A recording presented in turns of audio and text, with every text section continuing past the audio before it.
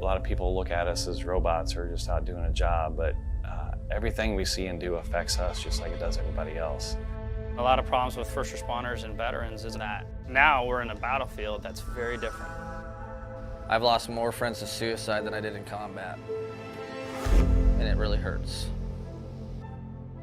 When you push the human envelope to those maximum extents, physically, psychologically, emotionally, and spiritually, and then you pull that plug, nothing prepares you for the silence. Nothing prepares you for that void. You can't come that close to death without it having some effect on you. I'll never forget my wife telling me, you know, you're not the same Brett that I married. What War Horses does is it puts you in that environment to, in essence, look in the mirror. But that mirror's that horse. And that horse is going to tell you where you're at. You got to relax. You got to calm down. You got to slow your mind down and just think about this one thing, controlling that horse. The first thing we do before we get on a horse, we breathe. Let go of everything. Let go of everything in your head. If I don't let go of everything, I cannot be present with the horse. It's magic. I just started crying. It was the first time in my life that I literally let everything go. Compassion, generosity, love, all of these things trickle back into what it is to be a human being. It's completely changed me. All the confidence I had lost, it started coming back working with these horses. They've given me my life back.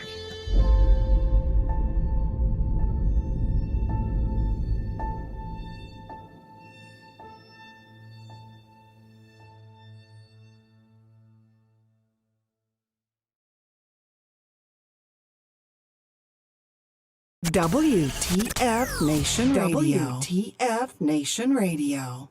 Everything stated on WTF Nation Radio is to be considered the opinion of the person that stated it, and not an official representation of WTF Nation Radio or U.S. Army WTF Moments. Price does not include tax, title, or license. Some assembly required. Each item sold separately. Batteries not included. Objects in mirror are closer than they appear. If conditions persist, contact a physician. Individual results may vary. Keep out of the reach of children. Avoid prolonged exposure to direct sunlight. Keep in a cool, dark place. And please enjoy the show. Shots.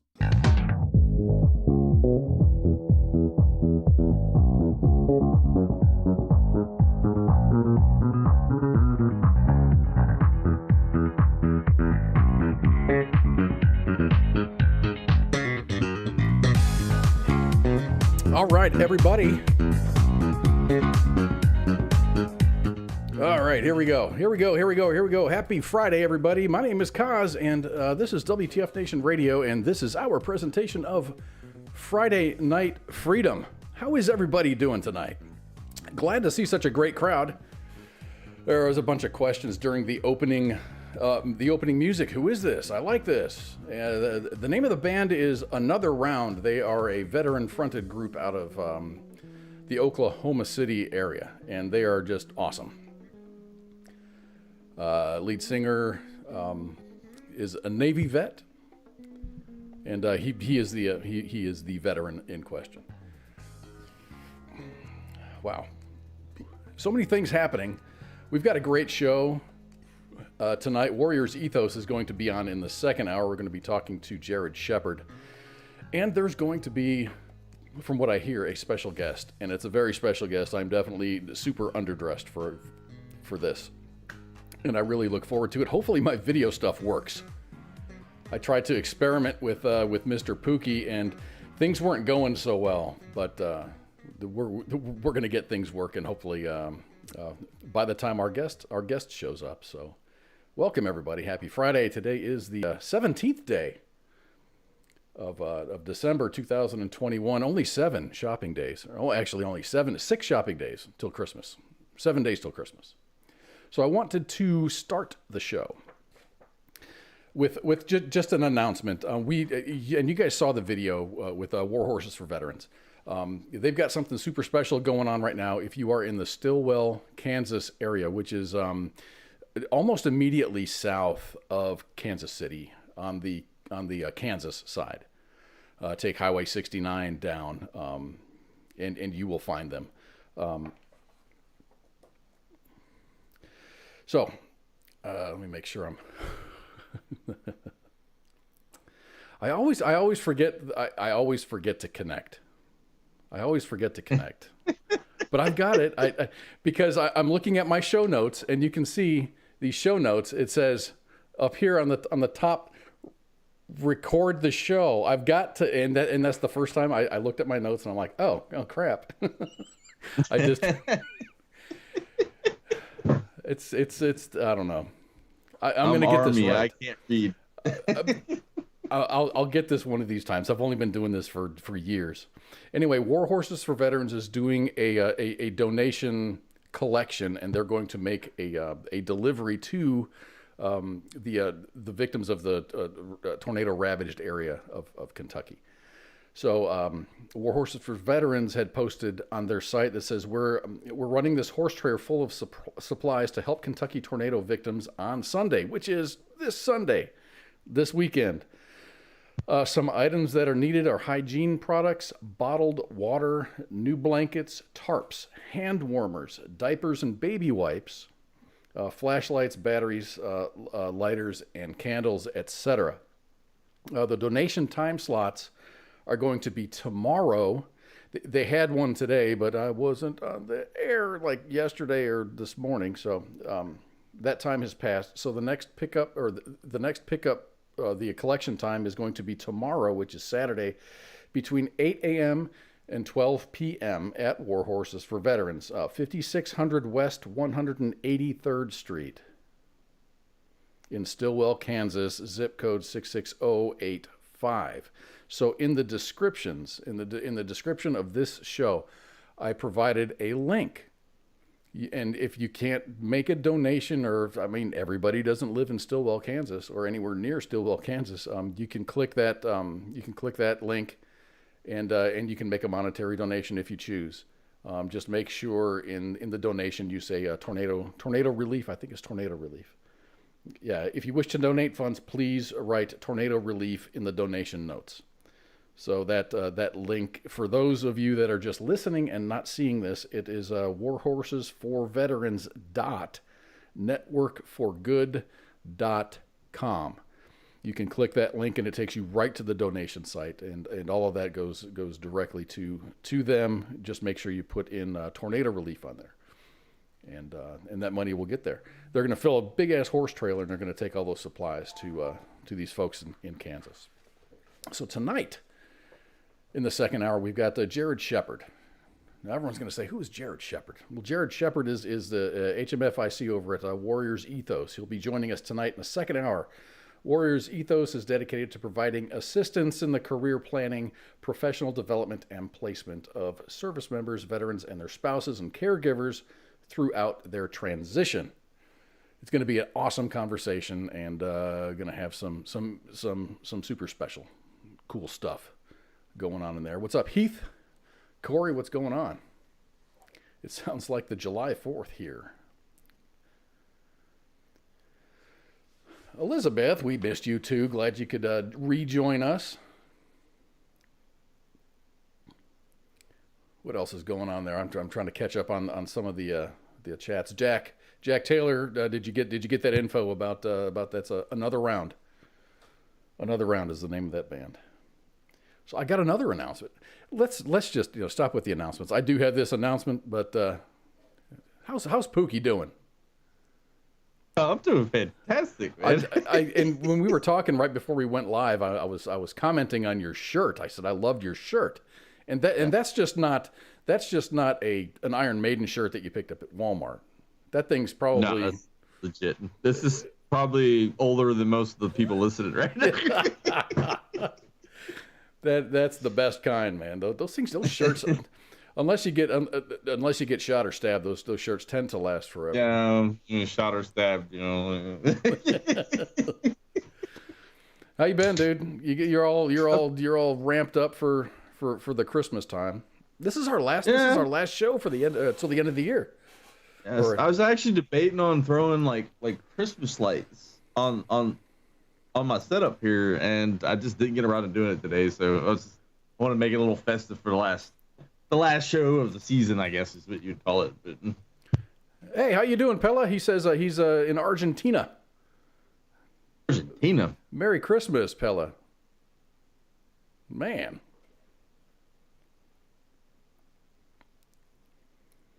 Thank you very much for joining us, man. I hope things are going great. And oh my gosh. Shekad Tuaza. Hello from Indonesia. My goodness. We got quite the global reach. This is awesome.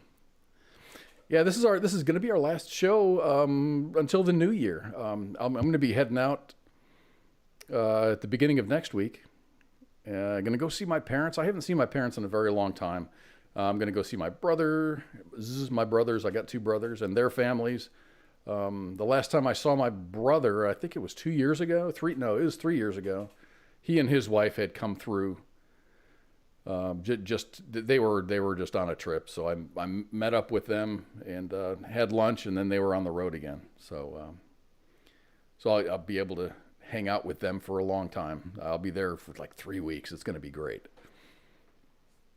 Then I get to come back, do a couple more shows, and then I'm back on the road again. So life of a rock star. Actually not. I just got a business trip coming up. So I got another announcement for my Fort Hood peeps out there. Fort Hood peeps, do you ever want to be in the movies? HBO Max has got a casting call for the Killeen area. Check this out. Residents of Killeen, I did not write notes on my notes. Normally casting. I did, and everyone kind of goes to the casting couch. Yeah, that's where my brain went like instantly at that point. I was like, oh, man. So anyway, residents of Killeen, we have a casting call. Residents of Killeen who are wanting to work on a set of a film or television show they don't have to wait any longer since the Brock Allen Casting Agency is looking for extras for a new HBO Max limited series. HBO Max is a streaming service that is similar to Netflix and Hulu. When I had the COVID, I kind of ran out of stuff to watch on Netflix and Prime. So I was like, screw it.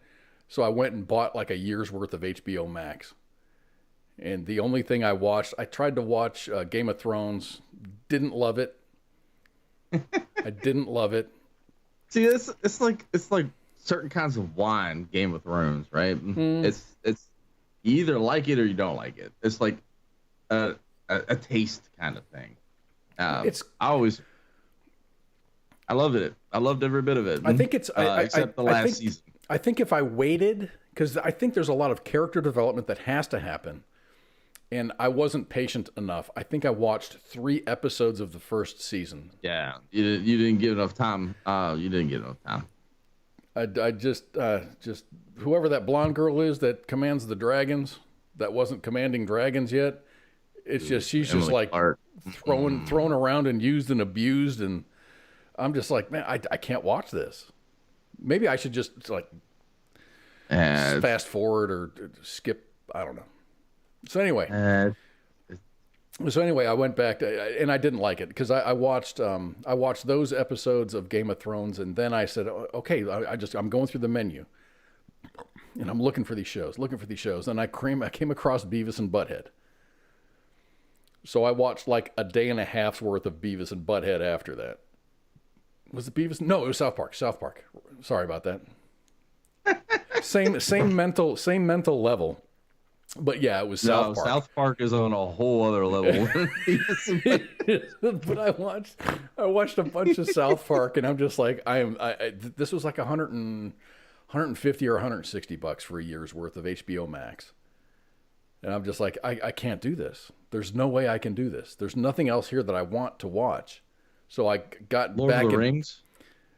I've seen it. I've got the DVDs. So I watched Lord of the Rings over and over and over. Yeah, but I've got again. the DVDs. I've got the DVDs. Christmas Vacation was on there, but I've got the DVDs anymore.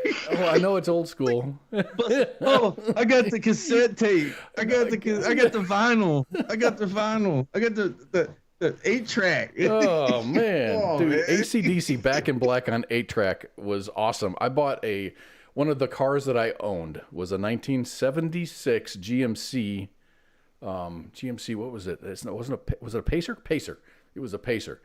And in the glove box was AC/DC Back in Black 8-track. That, and it was Ted Nugent Double Live Gonzo. And both of them worked. I still got some. I've got Blue Oyster Cult, like at 8 tracks. And some Van Halen 8 tracks sitting in a box. That is so of awesome. my collection stuff. No, that's just I collect things. I find things and I keep them. That's what I do. So anybody who is a movie star in the shadows, just waiting to be discovered, the show that's going to be cast in the Killeen area and other areas. It's going to be in other areas also, but Killeen is one of the cities that is mentioned specifically.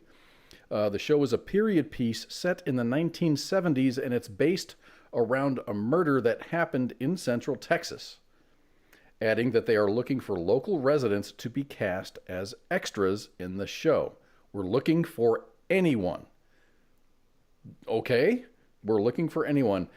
Next sentence, just be vaccinated is all we asked.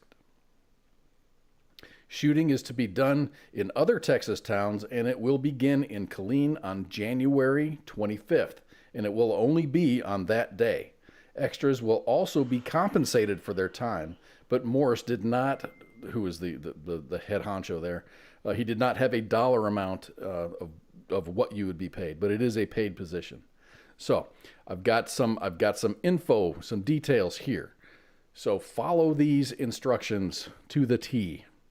Residents who are interested in applying will need to send an email to tvextrassubmissions@gmail.com. The subject line should say Killeen Extra.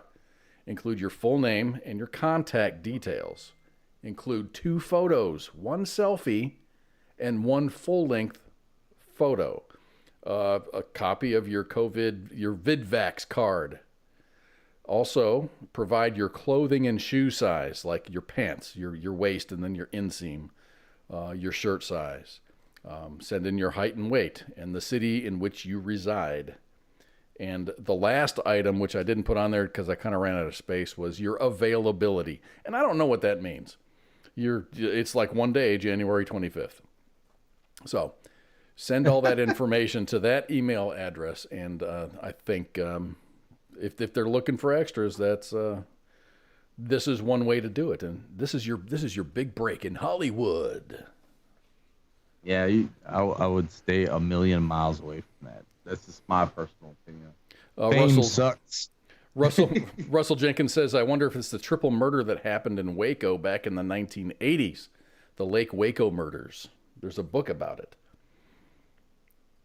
I heard they were doing was it a Branch Davidian kind of documentary? That's what I heard. They need to. I was at Hood when that shit went down. Dude, it was crazy. Not a fun time. So yeah, there's the information.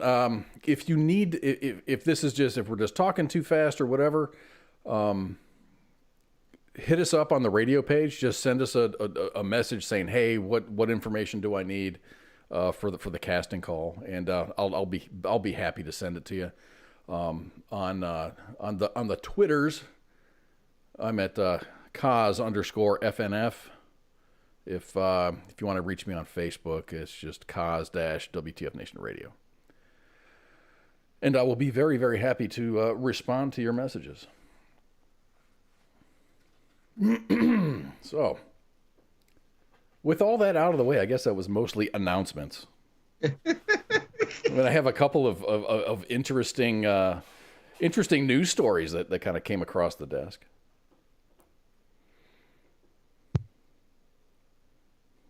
William White. Oh shit, it's Friday. Drinking like a fish.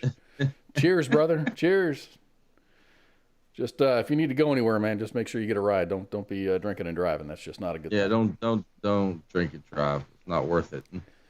Not worth it. Speaking from experience, it's not worth it. we had a really cool thing at work that was it was a holiday thing a couple of years ago, and they were trying to discourage. It's not like we have a lot of drinking and driving incidents or whatever. I mean, everyone that I work with has got security clearances, so we're kind of super careful about the way that we conduct our private lives.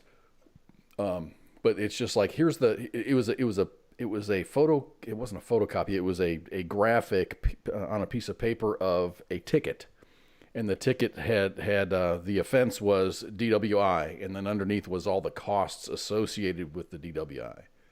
Oh my gosh, it's more than just the fine that you're levied, man. It's lawyer fees and lost time at work, and oof, yeah, that's just not a good thing. And in some jobs, it could be a career-ending mistake that you would make. And especially if you hold a security clearance, especially if you hold. It's an avoidable mistake. So I mean, over the holidays, I urge everyone to walk, take a bus, take a train, Uber. There are so many solutions to driving while intoxicated, even if you don't think that you're too drunk to drive, man. Just if you have to think about it twice, you're wrong. That's just this. I had a first sergeant used to tell me all the time. If you have to think about it twice, you're wrong. In the wrong at that point. Huh? So it's easier just to, fork out the $13, $14, $20, go home, then deal with it in the morning when you wake up. Just don't drink and drive. It's not worth it. I was surrounded by some really good buddies when I was in, because it was just, I would get hammered and I would like, man, I'm good. I'm going back to the barracks. They're like, the fuck you are. So they'd take my keys, and then I'd go, and when you're intoxicated, you're not in the right mind. So I'd go and find the keys, and I'd get in the car. They would drag my ass out of the car and take me back to the backyard and just kind of place a guard on me until I fell asleep or passed out or whatever. Yeah, it's just you don't make good decisions when you're intoxicated. So no, you don't. You don't. You might have, you might mean to, and your heart might be in the right place, and you might think that you're okay, but nah, chances are you're not. Scott, no, don't do that. No. Crime is bad. Just no. No. So let's talk about lasers, man. Do you like lasers? I like lasers. What kind of lasers? Like lasers that blow shit up and disable things. Oh, like futuristic pew-pews. Like pew-pew lasers. Right. Pew-pew lasers, like this laser. Laser. Every time I see that, I'm like, laser. I have to say it like that. Lasers. Anyway, our military is getting into the laser business. The U.S. Navy tested a laser weapon at sea on Tuesday that destroyed a target floating in the Gulf of Aden near Yemen. And I provided a map just for the geographically challenged here. So there's the Gulf of Aden, and there's the little red, the hooty-doo thing. Pin. The drop pin. I guess that's what you call it. That's what all the cool cats call it. The weapon is one that could be used to defend from attack boat threats from Iran and Iran-backed militias. The U.S. Navy's Fifth Fleet disclosed that a laser weapon test was going to happen in a press release on Wednesday. The laser, known as the Solid-State Laser Technology Maturation Laser Weapon System, that's a bunch of word salad for me, was deployed upon the San Antonio-class amphibious transport dockship USS Portland, LPD-27. The Office of Naval Research chose the USS Portland to host the laser weapon demonstrator in 2018. The Portland has conducted a previous test of the LWSD in the Pacific Ocean in 2020, and it successfully disabled a small unmanned aerial system flying overhead. I don't know how much credit when I was in the field, it was just a field problem, dude. It was nothing super. But my squad leader shot down, they had UAVs that it was before UAVs. We're talking, this is like before the mid 90s. It was a remotely piloted styrofoam airplane, and QRF was flying him. So it was like a simulated air attack, and he shot one of those motherfuckers out with a flare from a M203. Oh, I believe it. Busted that thing up, and it was awesome. It was very awesome. And he went on to do massive cool things in the Army and stuff. So this particular laser is a successor to the earlier laser weapon system, which the Navy first installed for testing on the USS Ponce in 2014. And they're looking at just ship security in the Gulf. I mean, because you got the Red Sea there, you got the Gulf of Aden. On the other side there, over to the north, you got that's the Persian Gulf. Lots of bad shit happens there because if you can see Djibouti and Ethiopia, well, guess what's by the coast? That's Somalia. That's a pirate. That's pirate central right there. That's a pirate haven. So the Gulf of Aden holds particular significance for that laser weapon test. It is situated along the southeastern coast of Yemen. Since 2014, Yemen has been in a state of civil war between the Saudi Arabian-backed Yemeni government and the Iranian-backed Houthi rebels. And I cannot read that without thinking Houthi and the Blowfish. I'm sorry. E-I-O-U. Only want to do with you. This conflict has spilled over into the neighboring waterways of the Red Sea Bab el-Mandeb. I do not speak Arabic. Which connects the Red Sea to the Gulf of Aden. The waterways are significant as they form choke points leading up to the Suez Canal, which connects the Mediterranean Sea to the Middle East and forms a crucial route for the global energy supply and commercial shipping. So I'm thinking, let me pull up a picture of commercial shipping in that area right now. So this little graphic is less than 24 hours old. So that's it. Yeah. Even though, I mean, the Persian Gulf is like way more congested, but it's so bad. It is so bad. And it's like a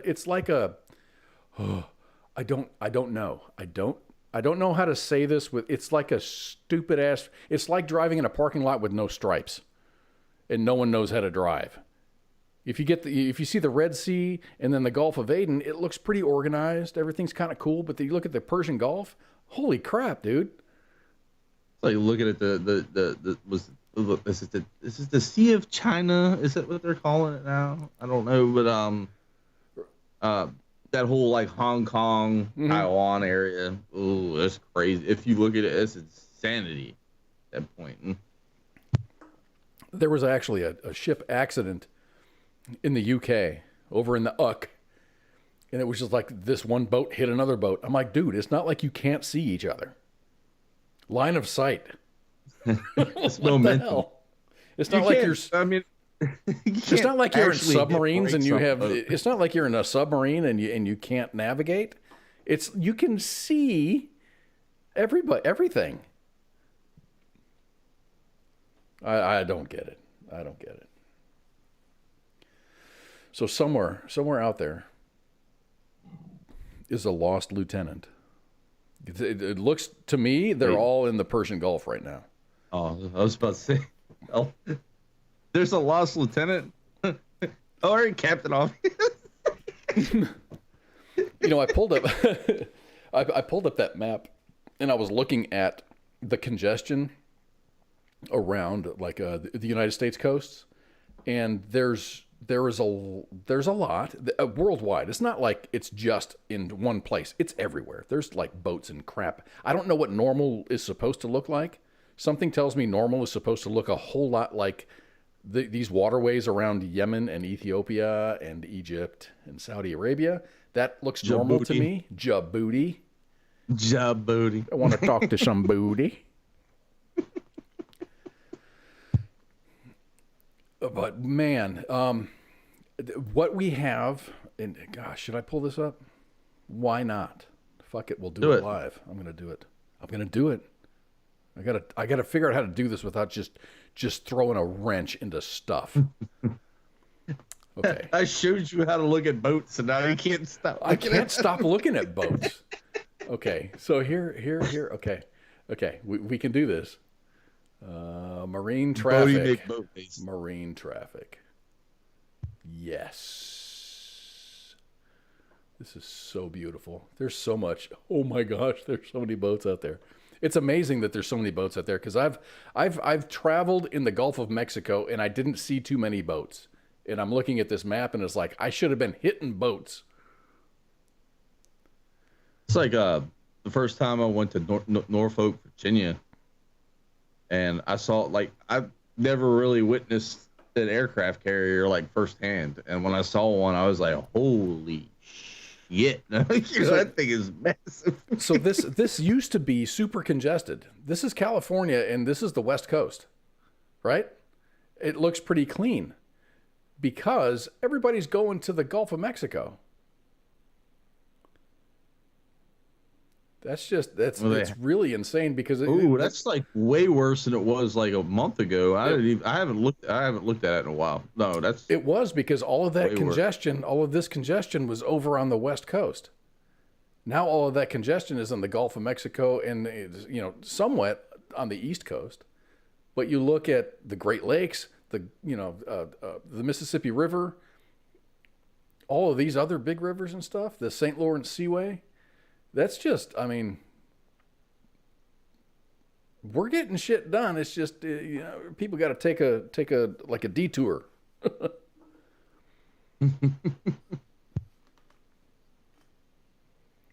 It's just insane. You think about the amount of boats, and I don't know if you've ever seen one of those shipping boats. They're massive. Oh, they are. I have no idea what are they, like 300 feet, 400 feet, 500 feet? I have no idea. I really don't. I have no idea. The amount of water displacement them things throw off is just insanity at that point. Huh? So maybe the reason why the sea levels are allegedly rising is because of all the goddamn boats. Screw the icebergs, man. Look at these damn steel structures displacing water.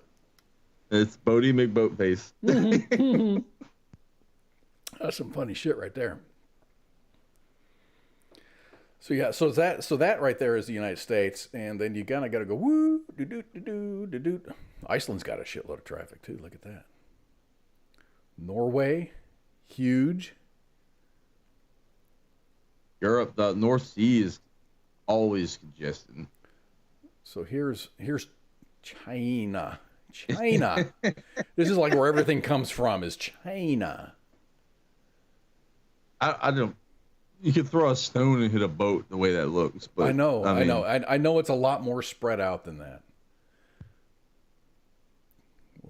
Okay, there's Morocco, Turkey, Syria, Saudi Arabia.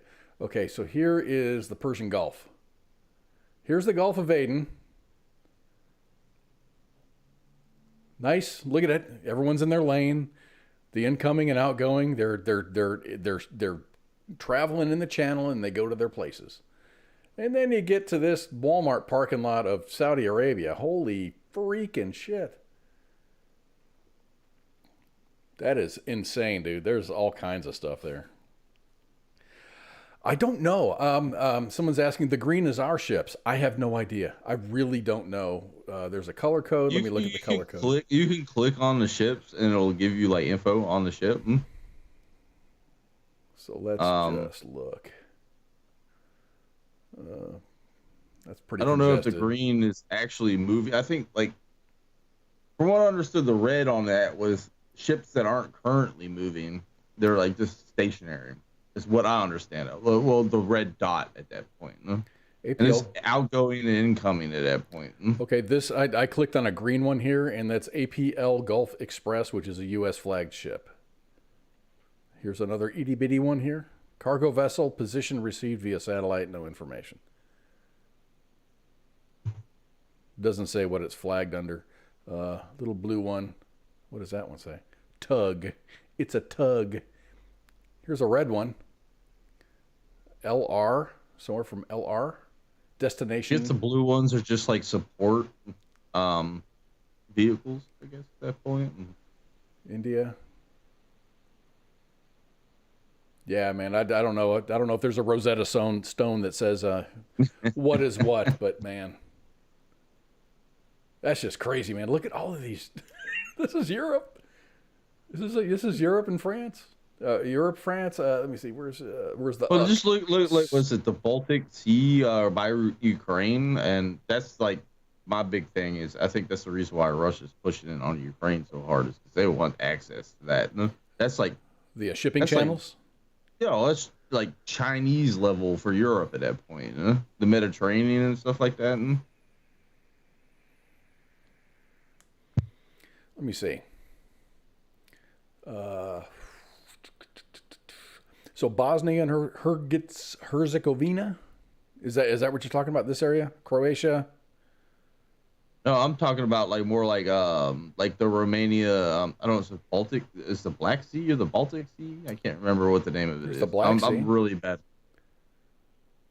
Okay, here's Ukraine. Oh. Yeah. Oh. You see what I'm saying? They got this big shipping channel here.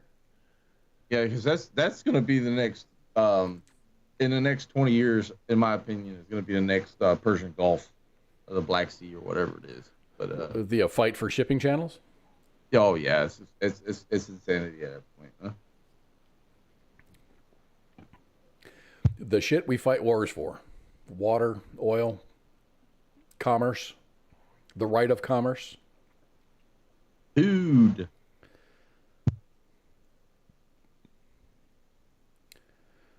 How do we do this? Oh, we're going to bring it back to us. Hey, we're back. So do you ever go out to, there's always crap over shipping channels. Yeah, Wayne.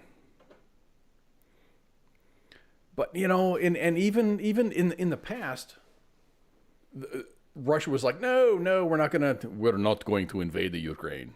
But then they turn around and fucking do it. Or they do something where they actually don't send troops, but they send offensive units to do things, not to occupy, but just to fuck shit up and then go home. And I think a lot of eyes need to be laid on Russia, because I think since they've had public backing now from China, it's just, I don't think things are going to end well there. So since I didn't write notes on my notes, because I usually do. Good day from Australia. What's up, Bill? Bill Gammon chiming in from Australia. What's going on there? Was it Heath Barlow's birthday today? Is it Heath's birthday? I don't have a birthday. I didn't know it was his birthday. I would have queued up a birthday song. I'm seeing in the operations from Ashley Barlow. It is Heath Barlow's birthday. Happy 29th birthday, Heath. Everybody is 29 years old until I learn differently. Yes. I own my age. I can't wait for my beard to turn gray. Is it turning gray? Is there a little bit in there? Right here? Yeah. He says thank you, so I will say that is an accurate statement. So we always talk about snacks because Spanky is a snack queen. But I was at the grocery store last week. This is after the show Friday. I went to, what did I do Saturday? I don't know. I forget what I did Saturday. Sunday, I went to the grocery store, and usually I get chips for my lunches at work. And I was wondering why I could not find my Flaming Hot Cheetos. What do you have there? You have sour gummies. Show those. I always keep Sour Patch. You said snacks. I was like, hey, I gotta go for some Sour Patch. Keep snacks on deck. Gotta have them. I don't. I'm making it a point to eat myself out of food in the house just so there's nothing that will spoil that's in my refrigerator. Everything that's in my fridge will last. You know, I got some beers. I got some. What do I have in there? I have like a whole lot of salsa. You know, it's not going to go bad while I'm gone. Everything. I've got pork chops. I've been grilling pork chops like it ain't nobody's business. I had to go buy some applesauce. Pork chops and applesauce. Actually pretty good. It is. It is really, really good. But I normally get these pre-made chicken salad little cups at Walmart, and it's great because it's perfect for a sandwich. So I'll buy some crescent rolls. Oh, I know what you're talking about. Oh, gotcha. Okay. So I'll buy some big crescent rolls. I'll cut them in half, and I'll buy these things that they come in a pack of 4. Chicken salad's got cranberries and nuts and crap in it. but I had to get rid of all of that, so I look for chips, and I like the Flaming Hot Cheetos, and I had noticed that these are kind of few and far between, so I looked up, is there a shortage of Flaming Hot Cheetos? There was actually news stories about this. I couldn't believe it. Frito-Lay company has not commented on the reported shortage of Flamin' Hot Cheetos. I gotta pull this shit up. But social media users have adamantly said that supplies of the snack are becoming harder to find. In September of 2021, someone posted on a Sacramento Reddit thread, asking if anyone knows what's the deal with the Flamin' Hot Cheetos.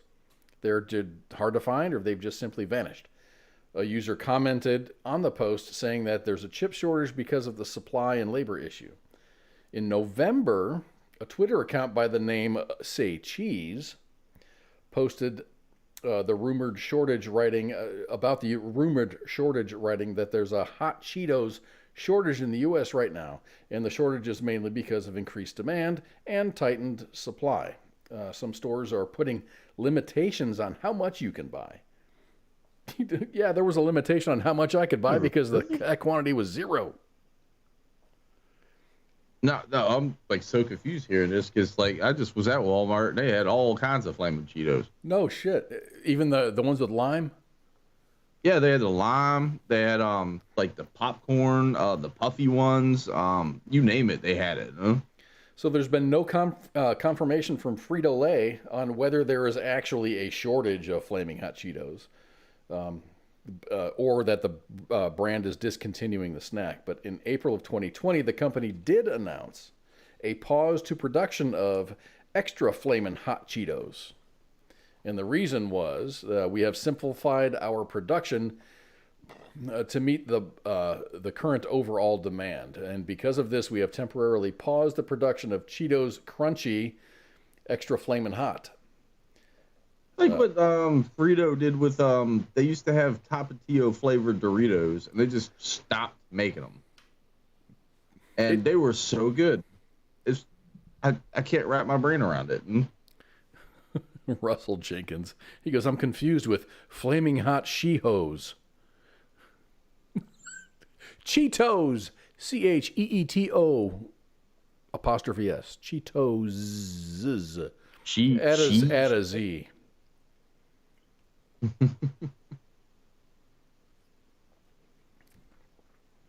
But there are, they're not the only ones, because I'll buy that like 20 bag snack pack or whatever. So every day I'll make the flamin' hot snack bag. Eh? Well, there's a Flamin' Hot snack bag. There's Lay's has or Frito-Lay has like different bags, Doritos, Ranch Doritos, and then just Funyuns and things and stuff. Yeah, William, it's at Walmart. But it's really weird how.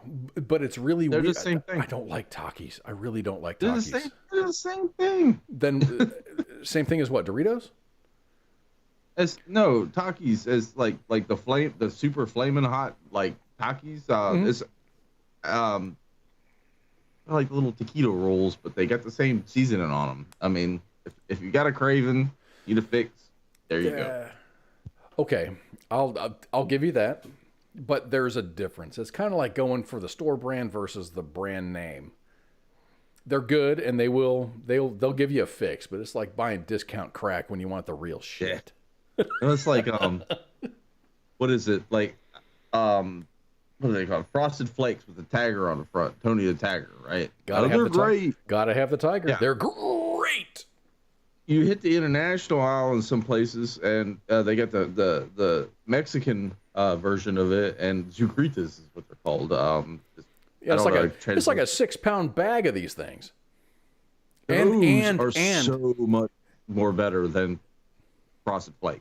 And they come vacuum sealed, and they're resealable bags. I've only seen these resealable bags like in the international aisle. No, Zucritas, it's the same box. If I was to take, your regular Frosted Flake, okay, and put it next to the Mexican Zugritas. They look exactly the same. The Mexican Zugritas taste better. It's like having a Mexican Coke. Oh, the Mexican Cokes are good. Mexican Cokes are the best. They're superior because they're made with sugar, not corn syrup. Apparently, that makes a difference. I'm not a chemist. I have no idea.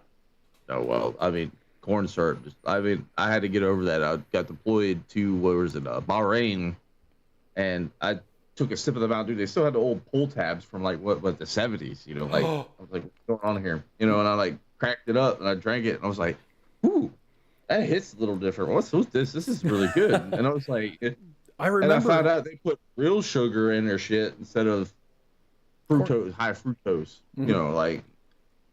So much better. I remember being even in Iraq and Kuwait, we had that Kuwaiti Coke, and I think that was sugar too because it just tasted better. Well, if you get Coca-Cola, we keep saying Coke, but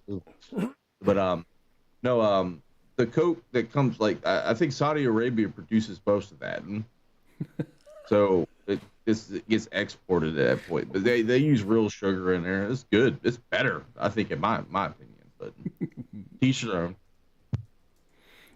Mexican water. They that Mexican Coke and the Mexican Pepsi is really awesome, but they really don't do a very good job with the water, right?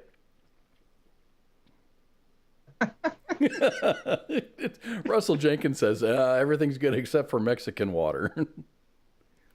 I made that mistake one time going to Mexico. Never do that again. I've never been to Mexico. I don't have a desire to go there.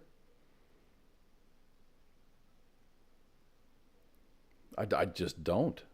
My brother goes there all the time. Back in the day when you could just cross the border, if you had an American ID, just an ID card, just cross. You didn't need a passport. Just cross the border. They didn't care. You pay. I guess it was like a toll across the border. It was like 13 pesos or something like that.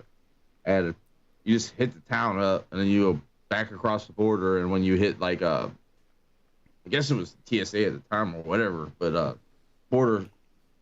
They just where's your ID? I was like, here's my American ID. And okay, you're good to go. No passports needed at that point. And it was cool because when I was in my teens, boop, boop, boop, boop, boop, boop, boop, boop, all the time. But they would never ID you for alcohol over there.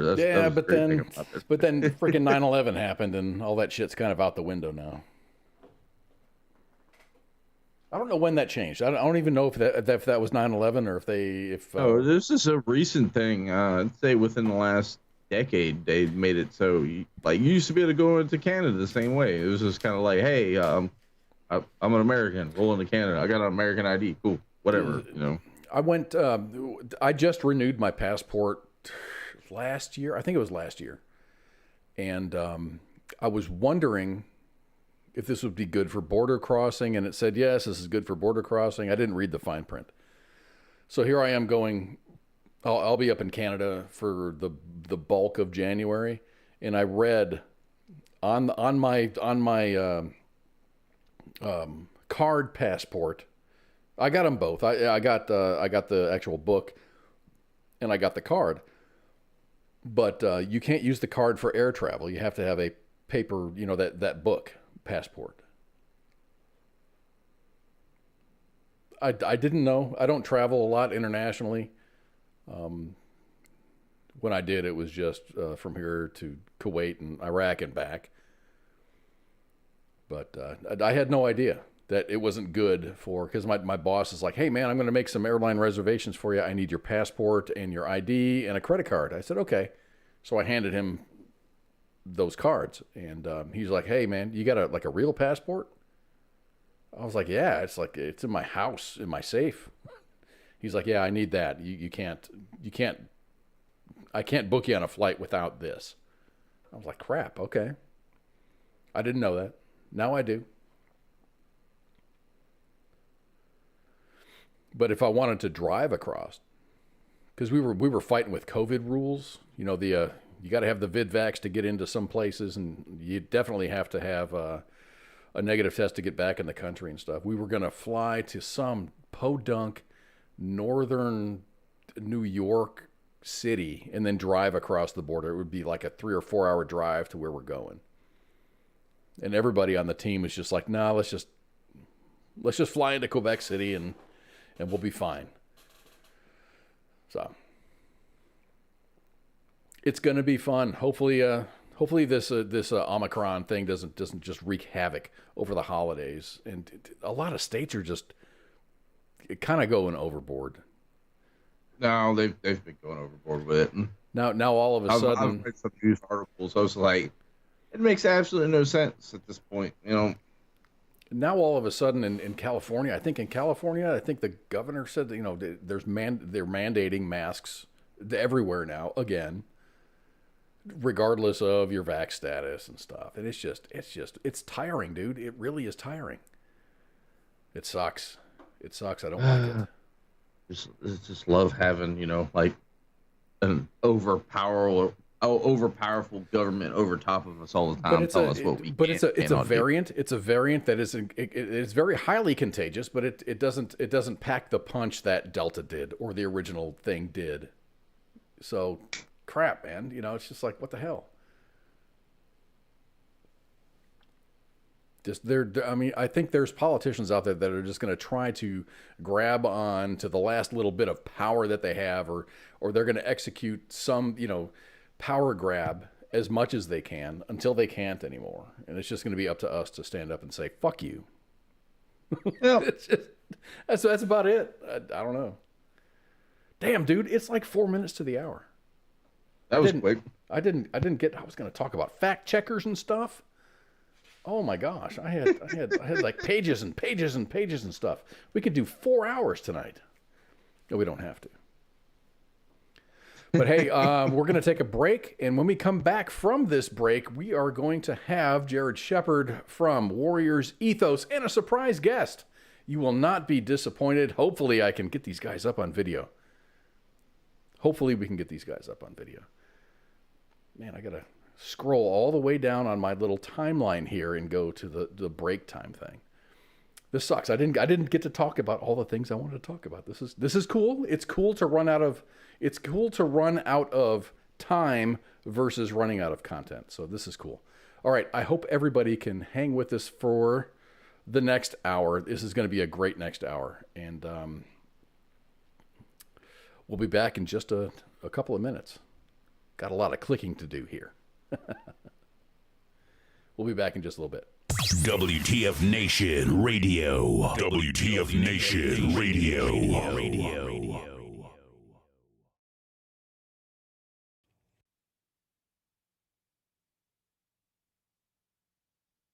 WTF Nation Radio.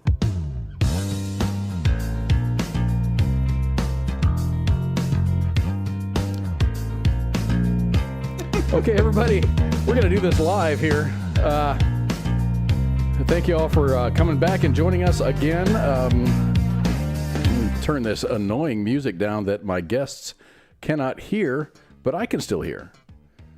Kind of leading us into this segment. We are joined by Jared Shepard from Warriors Ethos, and he's going to join us here. And we have a special guest that I'm really going to try to get this video going. Is Pookie still on the air? I am. All right, good. And I think I have Jared. Yep, you got me. Oh, good. And our special awesome guest, Florent, are you here, sir? I'm right here. Oh, awesome. Oh gosh, I have to do this. We're gonna do this live too. Hey, I mean, this is a test of your technical proficiency. You can do this live. I will not fail. Okay, let us do this here. Let me. My goodness, no stress at all. No pressure. No pressure. Okay, we are doing that guy and this guy. No, that didn't work. So I'm going to go to my fallback, which is my video that I know that works. And we're going to pull it in this way. This guy, Change the properties there. Get rid of that guy. Pull in this fella. Yeah. Is it working? Please work. Florent, please be here. I know you're here. I know you're here. Should I play a video or something? There is a video. I can probably turn on my video. That might make it a little bit more comfortable for y'all. Yeah, Jared, I break everything. Oh, this is your fault. This is Florence. It's the Friday gremlins. Oh my gosh, these gremlins suck. What I really need to do is get with CQ, one of our other hosts, who is our technical master, and he can really talk me into doing this. This is a task that I have not mastered yet. So let's get this portion started. I've got Jared Shepard on the line. Jared Shepard from Warriors Ethos is joining us tonight, and he's here. And Warriors Ethos is dedicated to providing assistance in the career planning, professional development, and placements of service members, veterans, their spouses, and caregivers throughout their transition. Thank you very much for joining us, Jared. And you brought a friend. Glad to be here. I appreciate it. Oh, you are always welcome here. And you brought a special friend, Medal of Honor recipient Florent Groberg. Thank you very much, sir. This is your second time on the show. Thank you for being here. Absolutely. Love being on the show. Sir, thank you very much for your service. I can't say that enough. I appreciate you being here. Of course. So I got stories why he's available to hang out with us tonight. What I'm thinking is you guys are like roommates or something, and he just happens to be here. Yeah. You guys hang out. You guys hang out a lot. Yeah, he's got a nice house. He probably wouldn't even know if I was in his house right now. Yeah, because he'd be trying to steal my tequila. That's one time. So guys, thank you very much. Jared, I expected you, and Florent, you are just a happy addition to all of this. And I had been prepared to talk about Warriors Ethos, and I'm wondering why did you join? Well, I mean, so in fairness, I knew Flo was available. I'll let him tell the story as to why. But Flo is also not only a member of Warriors Ethos in that he went through the Warriors Ethos transition program, but he's actually, after he successfully transitioned and is out, taking over the world, he joined as a board member as well. So he's a part of our organization and can talk about it with me tonight. Flo's been extremely busy because he was a guest on Friday Night Freedom with Redleg back in 2016, about this time of year in 2016, and he was promoting a new book, and we had talked about that. Yeah, 8 Seconds of Courage. I remember that. Oh my gosh, that was a long time ago. It seems like forever ago, but it seemed, I mean, when you look at the date, it was forever ago, but it seems like it was just yesterday, because we talked about it on staff right before the show that Florent Groberg's going to be here. I'm like, oh yeah, he was here a couple of years ago. No, it was 2016. Yeah, it's 5 years. I actually didn't, I thought it was just a couple of years ago. At times, it's scary actually to think of it that way. To prove that we've known each other longer than that is he was actually graceful enough to put me in his book. So it's we've been around for a while together. There's a lot of history here, and I'm really excited to hear about this.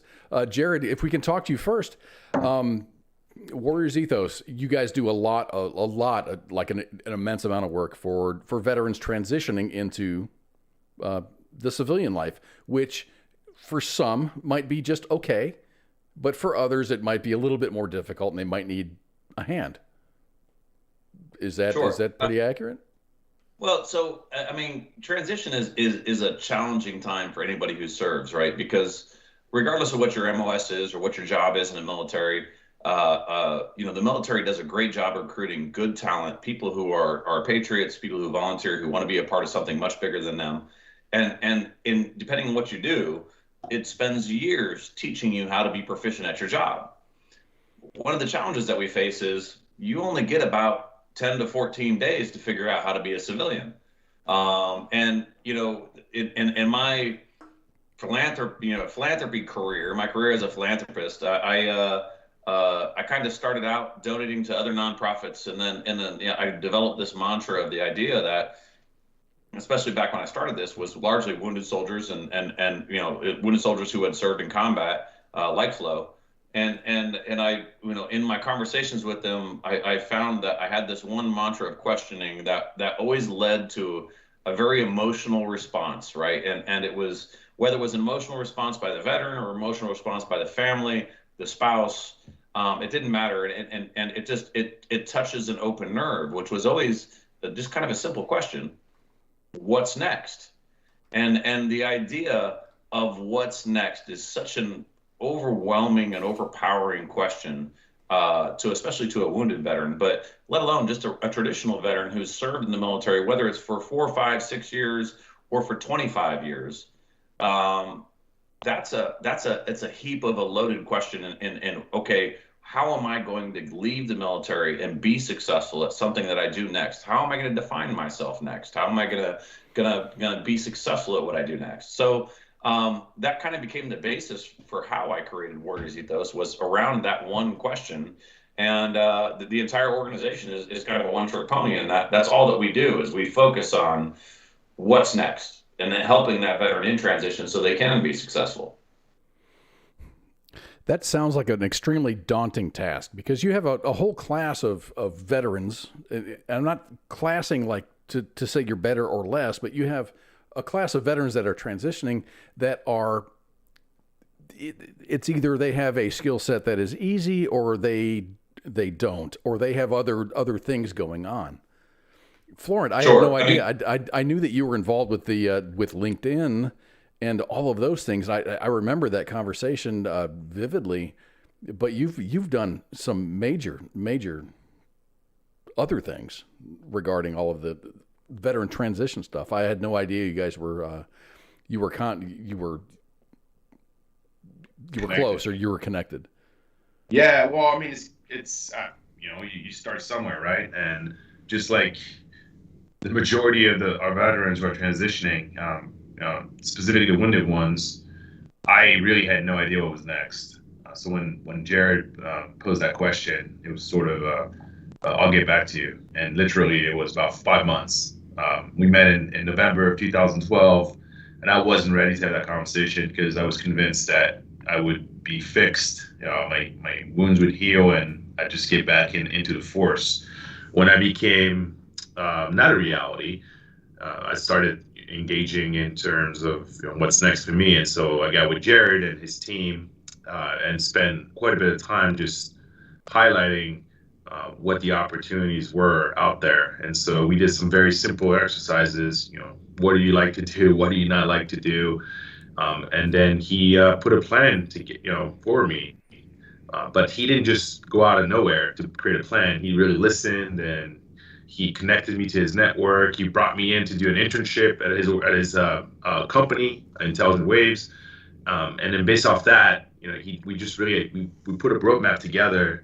And through our connections and interactions with people in his network, I was able to connect that with Mr. Shed from the number 2 to DIA, Defense Intelligence Agency at the time. I had no idea who he was, to be honest with you, until I got a call later on. I just had a great conversation with him, and that led to my transition out of Walter Reed into a role with the agency. But and after that, I connected with other warriors who were going through a program, Antonio and Dave, and I really saw the benefits behind it. And so once you go through a program, really the idea is you come back as a mentor, and you come back and assist others. And I felt like I really had to, pass it forward and join the organization in a different way. So it was game changing, and that led me to different things that we do later on in life, and I will continue to do in terms of helping the community. So your contact with Jared preceded your other contacts? This was all pre when we talked to you. Yeah, this was 2012, 2013. Wow. Yeah, I mean, I literally there's no he didn't know any, Jared really didn't care what my background was. He just knew that I was a guy that served honorably like anyone else, and I was injured and I needed help to find my next, my next path. And And he just, he just went in and just like he does with and his team, not just Jared, but the entire team, what they do to just go out there and build a plan for you and get you in a comfortable state where you understand what you're worth, your experiences, what that means, and really what you can do, what you want to do next. Yeah, I mean, with Flo, it was, of course, we had no idea that he was going to receive the medal, and nor did he. In fact, he was well on a path to going and being a spy for the nation, because for Flo it was really important to remain involved in the mission. And right, and when we talked about different opportunities, different things you could do, and he has some very just natural charismatic things about him where he could have been successful doing anything, selling stuff, you name it.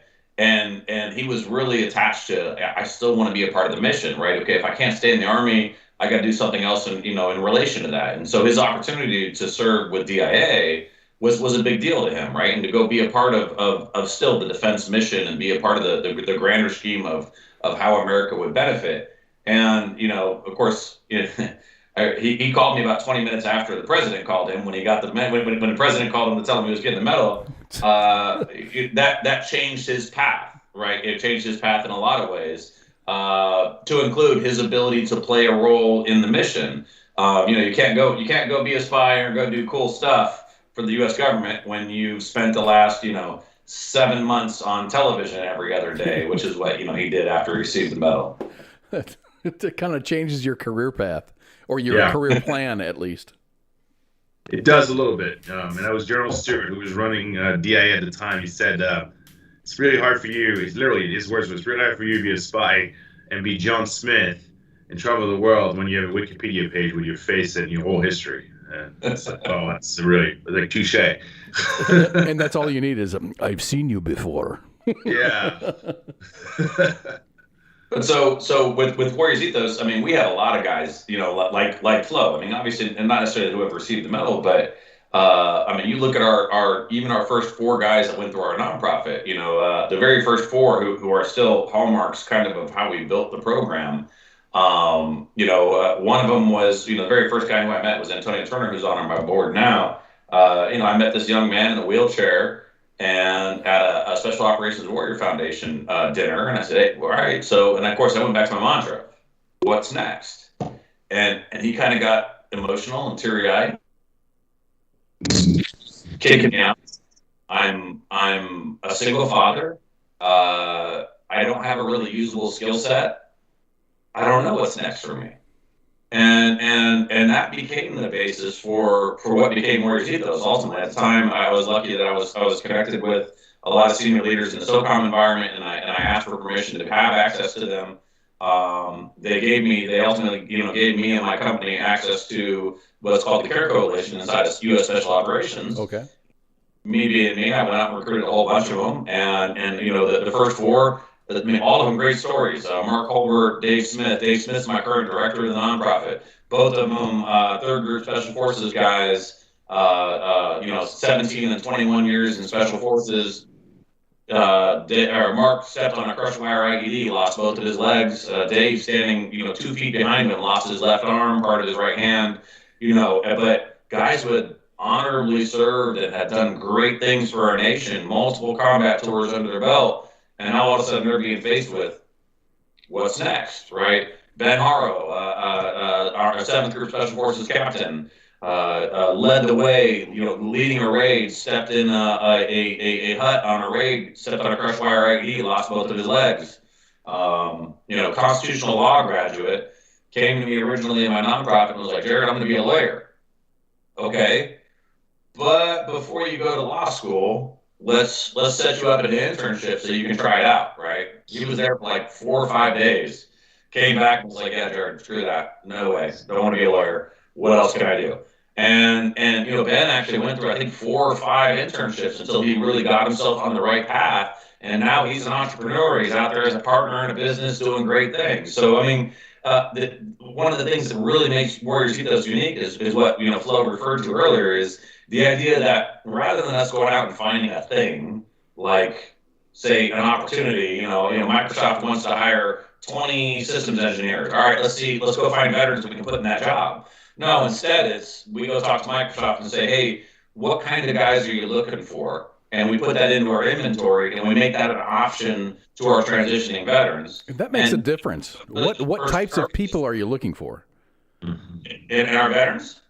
Just The range of veterans that we've had is just, it's mind-numbing. We've had I had a veteran transitioning out of the military. She was an officer out of the special operations community, and she's like, Jared, I want to do bee farming.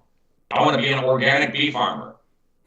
Oh crap! All right, well, let's make some phone calls, right? Pilots, IT people, operations people, people who are entrepreneurs who want to go start their own business, people who want to go back to school, people who want to stay at home and be with family. One of the really unique and important things about Warriors Ethos is the idea that rather than us trying to put you into a program and to make you into something that we think you should be, we start out with, like what Flo referred to, what do you want to be? What do you want to do? What does your spouse want you to be? What do they want you to do? What are you guys together going to accomplish? Because, while you were in the military, your spouse probably didn't get a vote, but now they do. So what are your priorities? And how are we going to work through those priorities to accomplish something that's going to not just meet your fiscal goals, but actually make you happy in life? So we had a comment in the chat from Christopher Measle. He said, I had difficulty transitioning 7 years ago. It took me a while before I got into the culinary industry. You don't need to be in the government industry. I mean, it can be anything. Find what you love and then make your inroads to get in there. 100%. In fact, so I'd say I think, Flo, we're still probably 50, 60% in the special operations communities, right? So a lot of those folks are door kickers and such. And the bad stigma that comes with that is, well, they have to go be government contractors or police officers or something else like that. No, they don't. They can go be whatever they want to be, just like anybody else can go be whatever they want to be, right? One of the things that we encourage all the time is, like, look, being a veteran is just one piece of your life. It should not be all of your life. You should not be uniquely defined and solely defined by being a veteran. That should be something that built you to become something more, not just all that you are. And so, if you want to go be a chef or a small business owner, a daycare owner, a teacher, a philosopher, whatever you want to do, that's on you. And we believe that you served your country, and thus we collectively, our country and everybody else who cares about it, we owe you the opportunity to go be whatever is next. One thing the military taught me, and I wasn't a door kicker or anything, but one thing that the military taught me, and this is me, Kaz talking personally, is just adapt, because you're in a situation that sucks usually when you go to the field and stuff, and you adapt and you make things better, and you build camaraderie with your brothers or sisters that surround you. So to see, and I see a lot of resumes coming across my boss's desk saying, hey, what do you think about this guy? What do you think about that guy? And I always pick out the veterans because they might not be there all the way yet, but they can adapt and they can learn. They can learn on the fly. Sure. So, man. So I there's a couple of unique skill sets. In fact, there's a lot of unique skill sets that I believe veterans have. And, Flo, chime in on here because of course, you've led veterans advocacy in Boeing. You've done, both Flo's done a lot of the really cool stuff too. But I would say, I tell veterans all the time when I'm counseling them, look, the military prepares you for absolutely everything you need to be successful, except for one or two really critical skills. Right. And when I ask people, what do you think those are? Most people, swing and whiff at that, when I at least what I perceive, and who knows, I could be wrong. But one of those skills is specifically money, right? We in service never really understand or are taught or learn money. We never learn what is it like to have to lose people, to lay off people because I didn't make a budget. What is it like to fire people because they didn't make bonus numbers? What is it like to have people on your team who may potentially stab each other on the back to make certain numbers? What is it if your organization is going to fail because you didn't hit a certain number, right? All those things are huge, impactful things that we in the military, by design, aren't ever exposed to. And I mean, the most important of all those things when it comes to money pieces is what are you worth? What are you worth from a value standpoint? What kind of money should you ask for? How do you negotiate benefits? How do you negotiate salary? How do you negotiate what it is that I'm going to get and what it is that I'm worth? Those are all challenges that veterans face in transition. It is a lot. And, every veteran doesn't work in an office. Some folks, I mean, myself in particular, I'm a manufacturer. I work in an R&D department. So I really had to earn my position here. And a lot of veterans aren't like that. I'm hoping that everyone's not kind of like a pigeonholed into an office type of thing. Do you guys do like multiple genres of skills? Oh yeah, 100%. I mean, in fact, Flo could talk about, like, for instance, Flo, you want to talk a little bit just at your time at Boeing alone about the expanse of veterans that you guys had there in that program? Yeah, I mean, we had 20,000 veterans at the company at the time that I was there, and we had an awesome ERG group, resource group that really played a big role in recruiting top talent. And the idea was, you look at the individual's background, you listen to their story, and that's something that's super important, right? Because when you come in specifically a big company and understand that you're probably not going to have the strongest resumes, because the majority of the folks who are in the military, they're just going to go on a website and just kind of upload like their background and get a generic resume and then send it up into the machine, right? They don't understand the idea of networking. They don't understand the LinkedIn power, right? They don't understand reaching out to friends that are transitioning and asking for, like, hey, can you make a recommendation, or how should I engage this and that? Power of the network. Yeah. Power of the network. And so a lot of times, what Jared's talking about, like going to, you're an infantryman, door kicker, whatever it is, right? Infantryman, woman, you go into relatable jobs the way they see fit, police officer, fireman, and things like that, which, by the way, are great careers. I will never knock them down. Amazing careers. But they don't think outside the box, because they don't think that they have the skill sets or the experience or the background, the educational background to be competitive within these organizations. And I think that's fascinating. Forget Boeing. I'm at Microsoft. Every single member of my team that I've hired is a service member, except for one individual, and he used to be at the agency.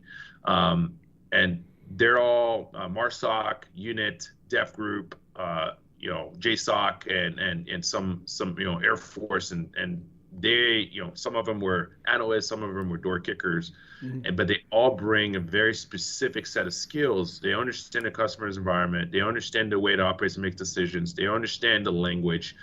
They're fast learners. The key word that you mentioned earlier, they're adaptable, and the most important part is they know how to be good teammates. They back each other up. They walk the walk. They work the longer hours than others, because to them, that's just, they're familiar with the requirements, because they're mission driven. We can teach them the tech. I didn't know the tech when I came on board. Sure as heck knew nothing about Azure, and I work and within the engineering side of Azure Cloud. You learn. You spend time going through the courses. You talk to people. You get mentors, and you learn. But the fundamentals that you learn in the military, those can be applied to any industry. And it doesn't matter where you come from within the military. The fundamentals that you learn in the military are transferable to any industry in corporate America or the educational system. Yeah, in fact, I challenge business with that a lot of times. So what do you think, just off the top of your head, what's the most valuable skill that a veteran separates from the military with?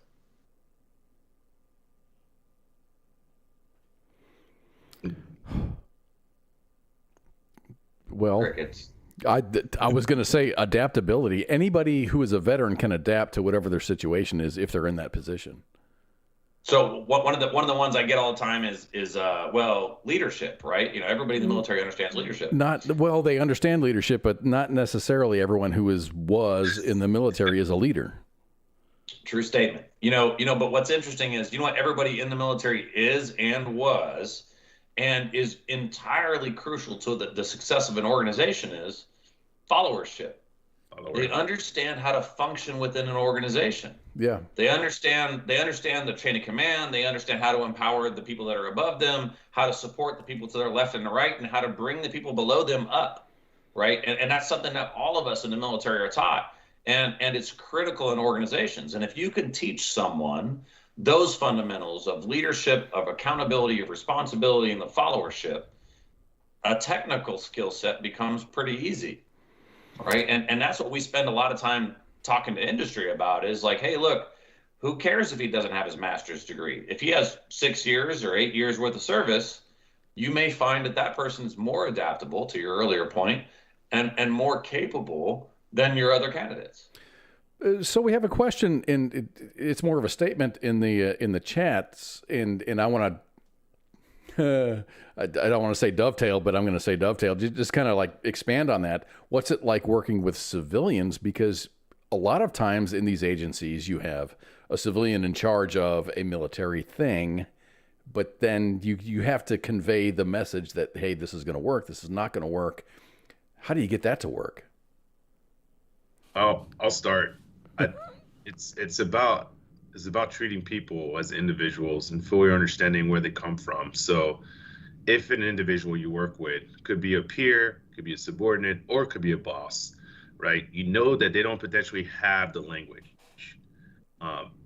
You have to make sure that as you present it and you have a conversation with them and you try to get them on board or on the right path, that you do it in a way that doesn't undermine their skill sets, their experience, their worth. So what I've seen a lot of times is veterans coming in and be like, no, that's not how it's done over there, right? And so you have a civilian, right, a corporation, especially you look at a Microsoft, right? Okay. Brilliant people. I mean, unbelievable individuals, right? I'm surrounded by just, brilliant people all the time. Not many of them, who haven't served actually understand the customer's language or the environment. And so they think a very specific way. So it is imperative for us to be able to go out there, talk their language, right? And explain to them like, hey, I got what you're doing. Here's what they mean. Here's what they want. And give them the why. It's almost like our military today. 20 years ago, there was no the why. You just told a soldier, this is what you're doing.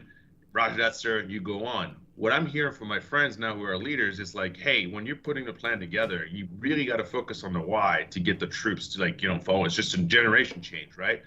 I found that whether it's at Microsoft or Boeing, individuals who don't have that very specific, experience in the military, right? They want to do great things. They're super patriotic and things like that. But other times they think in a corporate mindset, they think in a civilian mindset, and it makes a heck of a lot of sense if you look at it from their perspective. But in our world, it doesn't sometimes work. And so it's on us to be able to go out there and have that conversation. That means that you also must be willing to do the same when it comes down to their environment. That's almost like it's almost like learning how to speak a second language, because you've done your military career in such a fashion, and you've done things and you've made things work, and you get into the civilian environment and you're just like, okay, it's dude, you got to learn. I mean, you can speak Arabic, you can speak Spanish, you can speak German, French, or corporate. You know what I said? Can you speak feelings? Feelings. That's what I used to say. Yeah, feelings. People have feelings in the civilian world. Oh, Flo, you got feelings, bro. I mean, I can tell it. Feelings. Yeah. I mean, I went through that process, right? Where when I was even in the government, I was frustrated by the way people talked back and challenged things. I was like, you just the boss just said, go do this. Just go do it. Like literally, like, in my military days, like, you just didn't challenge, right? I mean, you might close the door and be like, sir, are you sure? It'd be like, yes, I'm sure. I got orders just like you get orders from me. I got a boss. It was like, roger that, drive on, do the best you can, right? Adjust as you see fit. In the civilian world, it's more like you can challenge all the time. So it's super interesting. Yeah, for me, it's a different way to answer the same question. What I talk to my veterans about in transition when I'm mentoring veterans in transition, and I try to do about 2 a week, is like, look, don't let being a veteran be the only thing that you are, right? Don't identify uniquely as a veteran.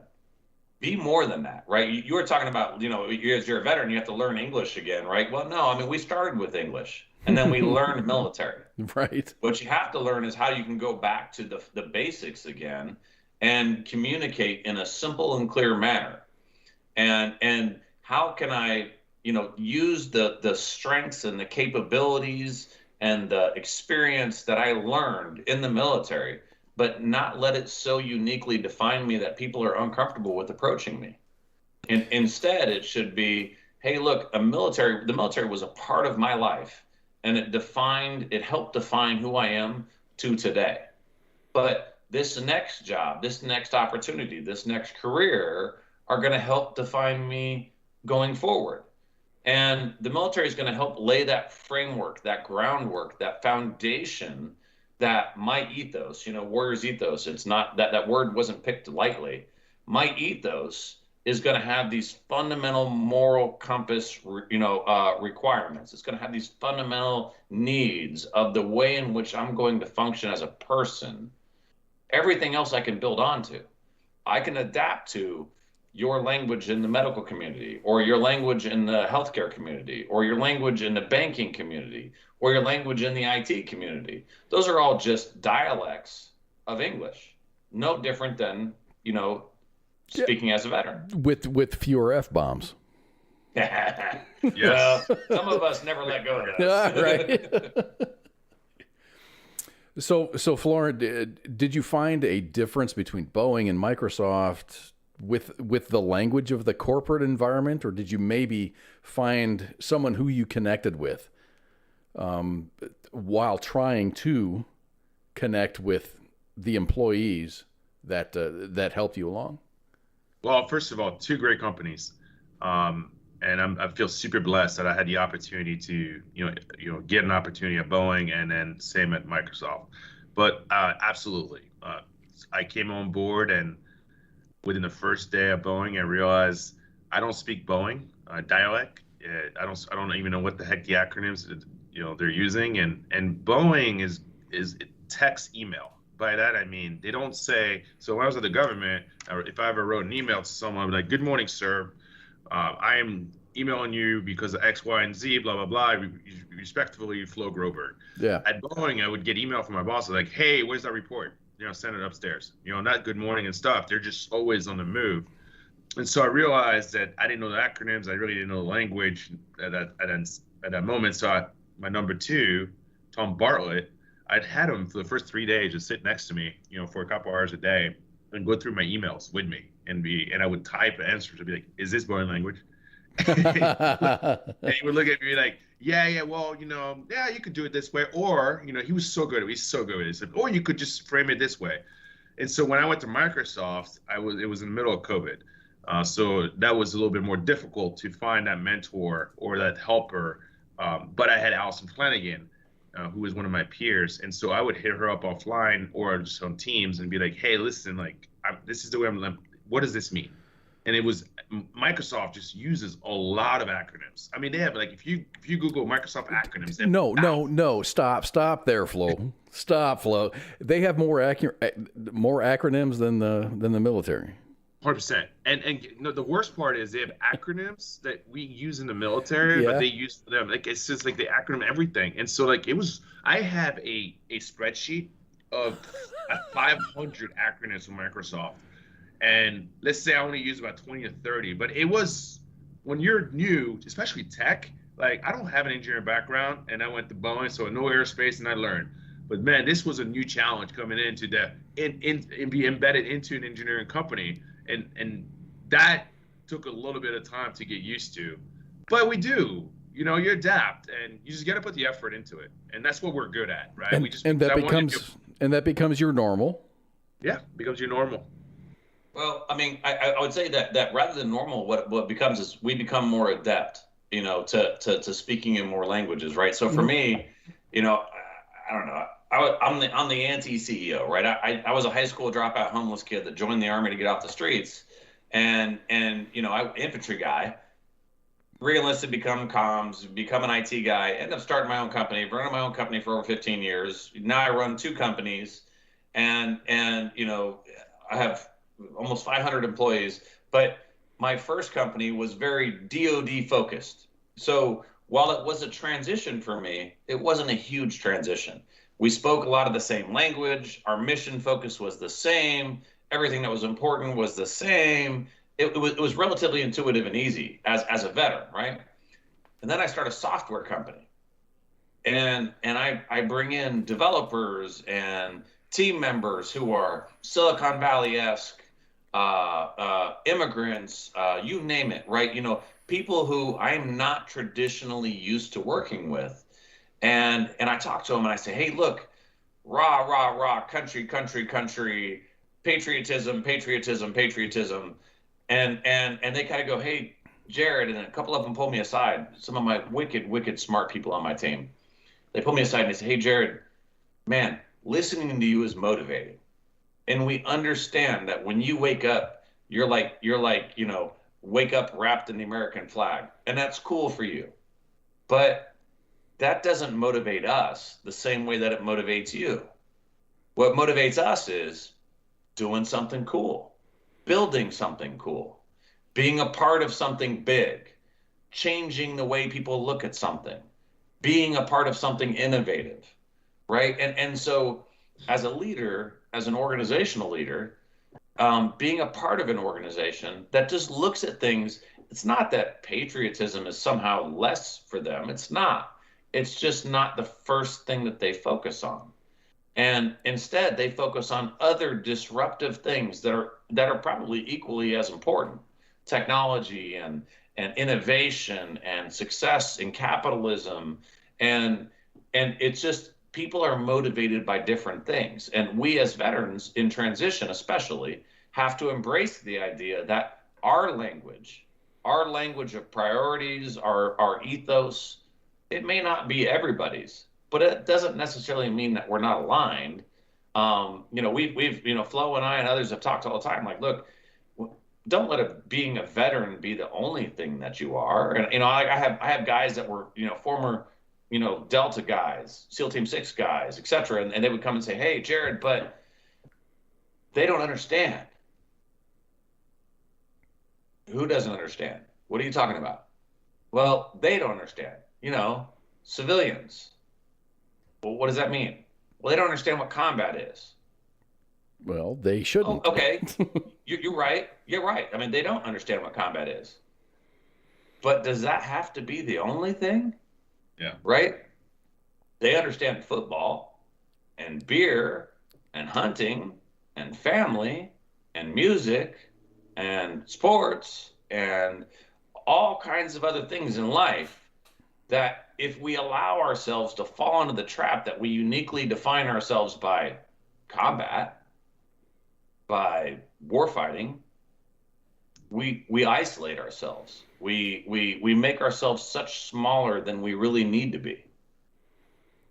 It is really important to find a leader who happened to be a veteran or has been in the military, and just change their mindscape and just, okay, how can I apply this to being in another industry? It doesn't have to be Boeing or Microsoft, something huge like that. Just whatever you do. I don't know if they have to be veterans. I mean, No. Flo, I'm sure you've had civilian leaders that have helped shape to who you are today. I have too.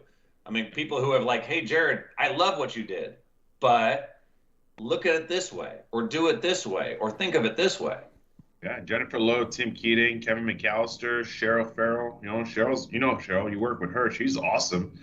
Yeah, plenty of different Isan Munir, and none of them are vets. You know, and I've also had awesome vet. My Angel Smith, my current boss, she's a Marine, former pilot. She rocks the world, man. I love working for her. Sometimes we just have to get over the idea that patriotism is uniquely veteran, right? Because there's plenty of people who have never served in the military that are just as much of a patriot as anybody who has. That's an awesome statement. Everyone looks at the military, and if you got an American flag hanging out by your house on July 4th, that must mean you're a veteran. No, that doesn't necessarily mean that. Yeah, it doesn't take a veteran to love the United States. Look, not at all. Let's be controversial. how, infantrymen here, we judged other veterans who weren't, pogues all the time.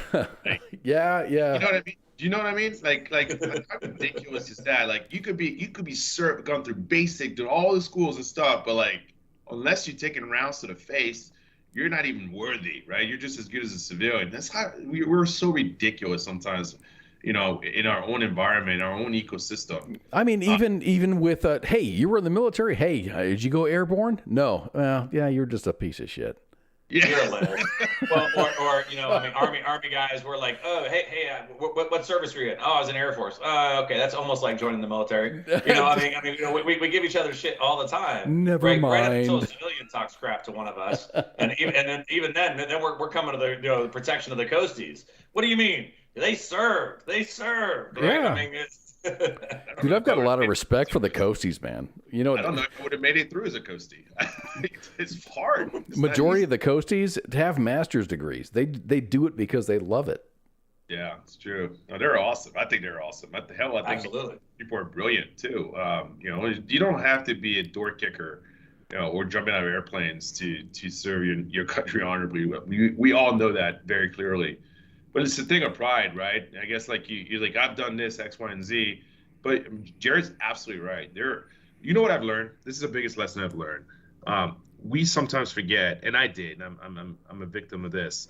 When you're in it and you're fighting and you think you're at the top of the world, right? I'm doing the coolest thing around with the coolest people in the world. But I always forget like the civilian individuals who work for these companies, like even like Jared, right?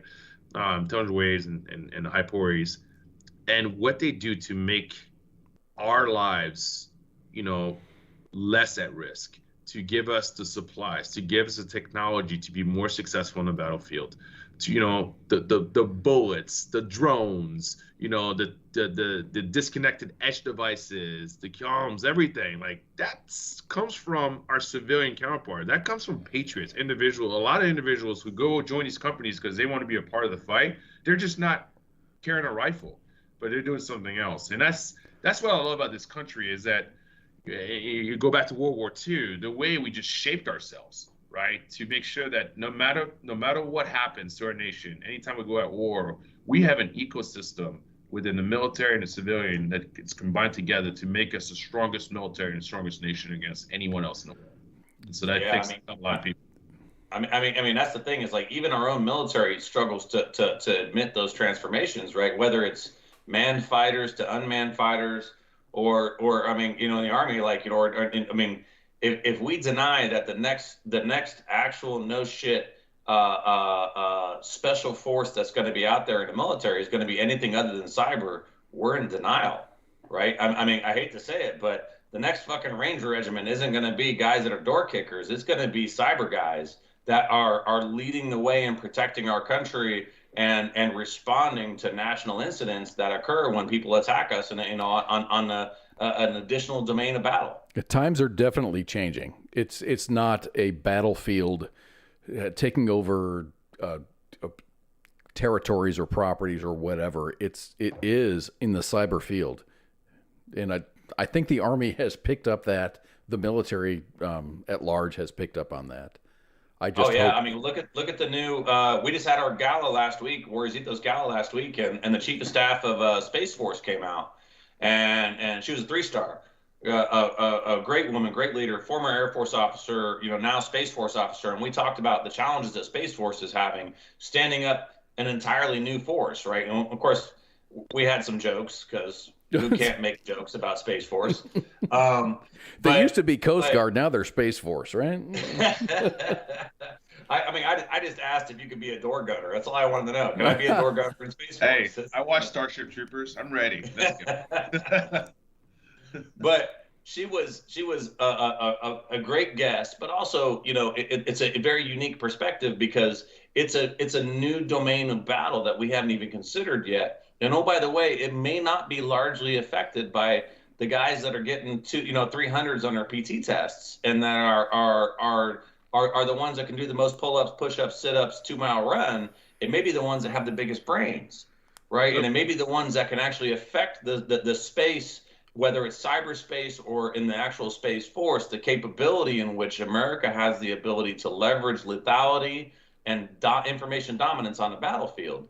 And we as a nation have to embrace that that's as important or more important than the guys who in the black of the night jump out of planes into the worst places on the planet and do all the things that are necessary for us to sleep at night. Yeah, and don't think for a minute that folks, it doesn't matter what the nation is, China, Russia, whatever, are constantly trying to hack our stuff. Oh yeah, I mean every second of the day we're under threat or attacked. So it's a full-time job, 24/7, 24/7. You know what's fascinating though? Here's another cool thing. But still, let's say we still have folks on the ground, which we will. You're always gonna have a ground force. You're gonna have data scientists now as your commo guys. Like that's because of the equipment. Cyber guys, and that's gonna be like, so who we call, like too intelligent, right? Nerds, right? Which, by the way, I wish I was a nerd because I work with brilliant people, and the way they think sometimes, I'm like, man, I just wish I could just be like a quarter of the way there, right? They're just so smart. But we're gonna need those individuals to be wearing a uniform, boots on the ground, being able to operate our equipment.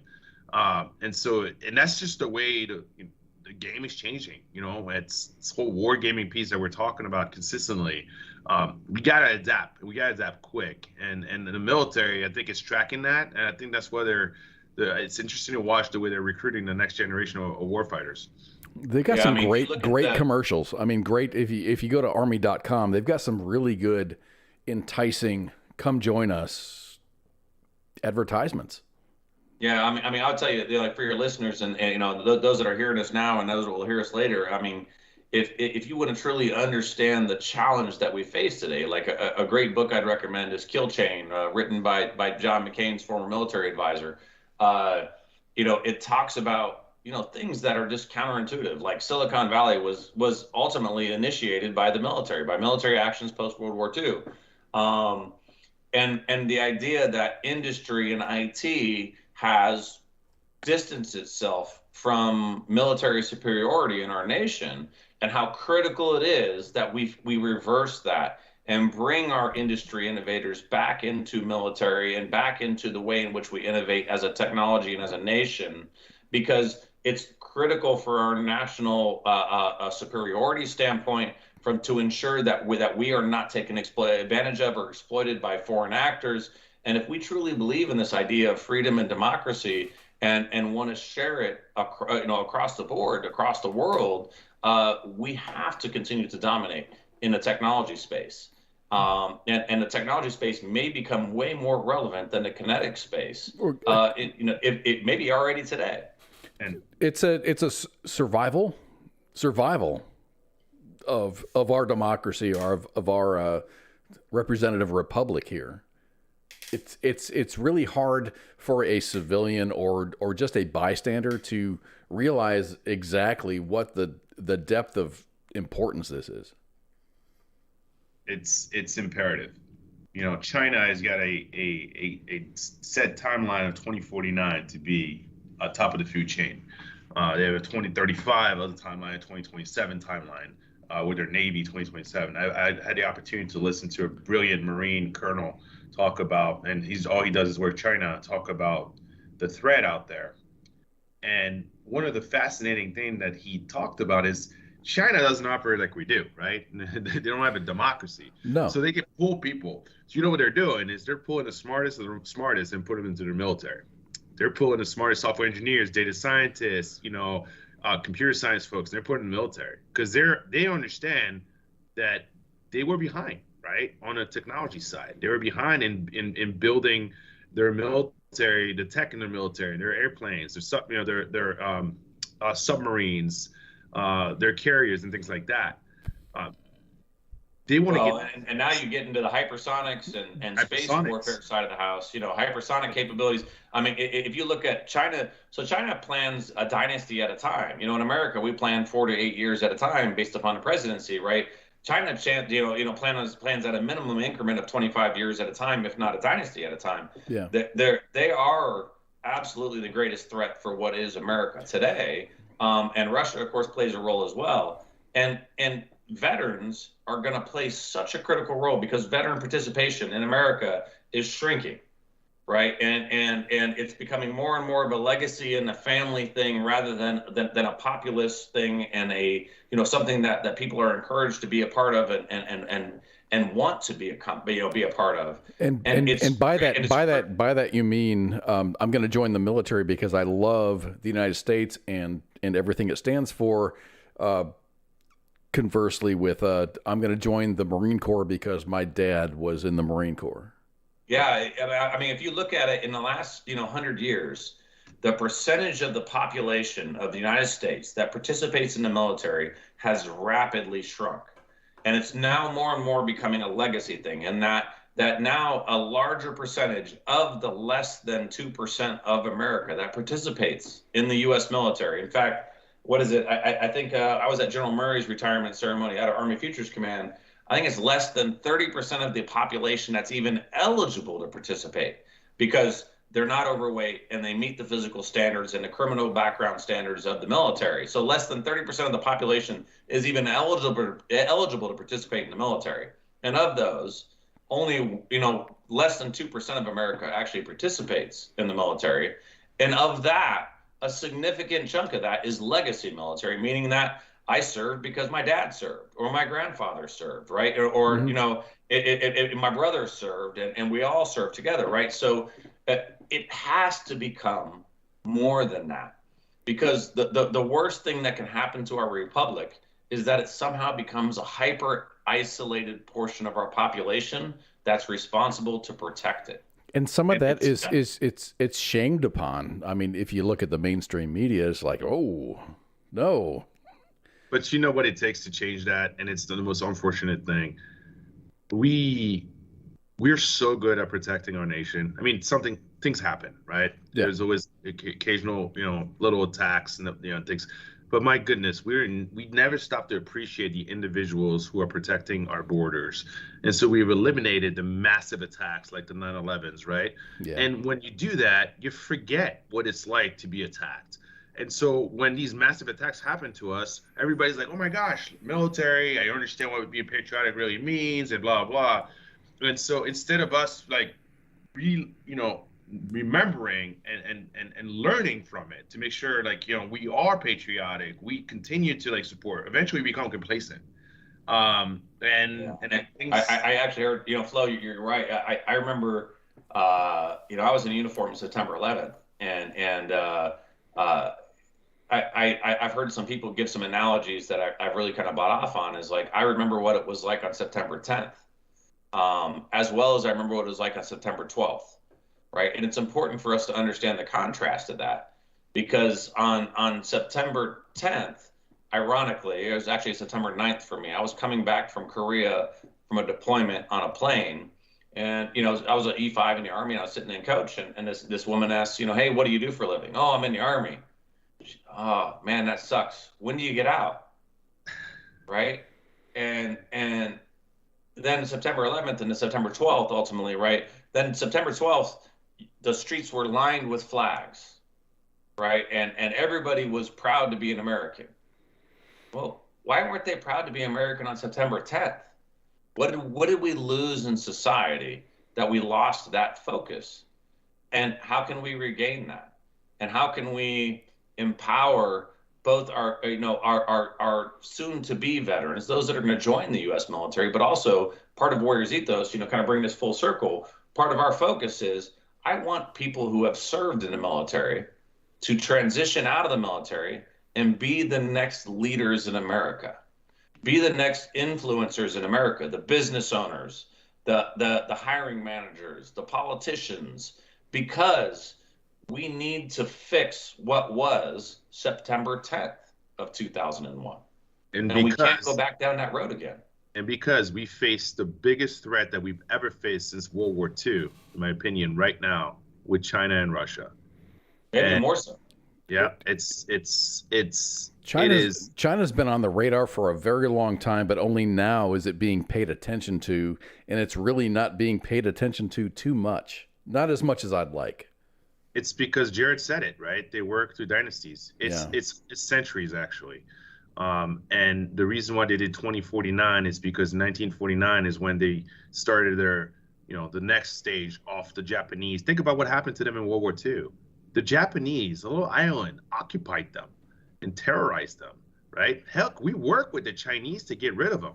And then a few years later, we're at war against China and Korea, right? Just think about that, how fast that changed. They were embarrassed, and they made a commitment to themselves that this will never happen again. And over the next 100 years, they would make sure they would become the world power. That's how they think. Arguably, to your point, look at it, Flo. If you look at the historical accuracies of who broke the Germans in World War II, you'd be hard pressed to say it wasn't the Russians, right? And now here we are as the Russian adversaries. It's the dynamics of the world change so rapidly, and we need to, as a country, begin to plan and function not just in the next 3, 5, 8 years, whatever it happens to be. We need to function with our greater national interest in mind. And it may not even be national interest, it may be global interest, right? And look at our like and friendly countries like Australia, UK, the Five Eyes countries that are traditionally out there. And how do we function together to ultimately accomplish what we believe is collectively the best thing for the country? And again, coming back to the Warriors Ethos thing, veterans play a huge role in that. Generally, not in time in service, but they become influential after service. They become the future congressmen, the future senators, the future business owners. I don't know if you know or not, and I'm not trying to retract it back to the veteran side of the house, but it's important is, yes, we are less than 2% of the American population. Do you know we own just shy of 10% of all small business in America? That's it. That's massive. That's a huge GDP effect that we should encourage. We should support, encourage, in fact, teach if we can. So a comment in the chats from Christopher Measle says, how can I support or be a help to Warrior Ethos? Yeah, so if you go to our website, www.warriorsethos.org, there is support us, right? And one of those is volunteer. And so there's a couple ways we ask everybody to support Warriors Ethos. There's 3 different ways that you can support Warriors Ethos. One is the easy way, donate, right? Donating money. My businesses actually eat all the cost of operations of Warriors Ethos. So that means externally donated money goes directly to soldier programs, helps people with resumes, helps people with LinkedIn programs, helps them with interview skill sets, TDY for skills, for certifications, that kind of thing. But all that money goes to programs. You're a 501c3, so you are a legit nonprofit. 100%. This is what you do. Yeah, 100%. So what Jerry's talking about though is he actually does something brilliant. Is that every employee is hired into these actual for-profit businesses and pretty much works on the Warriors Ethos side. Dave works on the Warriors Ethos, he's got a couple employees, so that every dollar that is donated goes 100% into the program. That's badass. Crazy what he's doing, but that's his commitment. Yeah, you can't build businesses on the back of the Department of Defense without giving back to the Department of Defense. So one is donate. 2 is mentor. So to answer your question, one of the things that you can do is if you've successfully transitioned out of the military into business somehow, and you're willing to be a mentor or a coach, and we have the 2 categories, mentors and coaches. A mentor is someone who's willing to say, hey, look, man, I don't know what you want to do, but I'll help you walk the dog. I'll help you walk through the process of doing it, and I'll be here from start to finish with you to help you do it. Right? That's a mentor. A coach is somebody who's like, hey, I'm a media producer, or I'm a cybersecurity guy, or I'm a banker or a financial wealth consultant. And if you want to do that, I'll coach you into what it takes to be successful in that, right? So being either a mentor or a coach, volunteering, ultimately, that's another way in which you can help Warriors Ethos. The last, maybe the most important, freaking hire veterans, right? Go to HR, advocate to your HR shop why they need to triple the amount of veterans they hire. Advocate for them to consider that they need to reevaluate the criteria in which they're hiring people and say, hey, look, if bachelor's degree is great. What's even better is 6 years in service, right? Or and being experience. able to go and advocate for that kind of a thing becomes critical. Experience is good. Yeah. I've done that before. Hire me. No, I don't have a master's, but hell.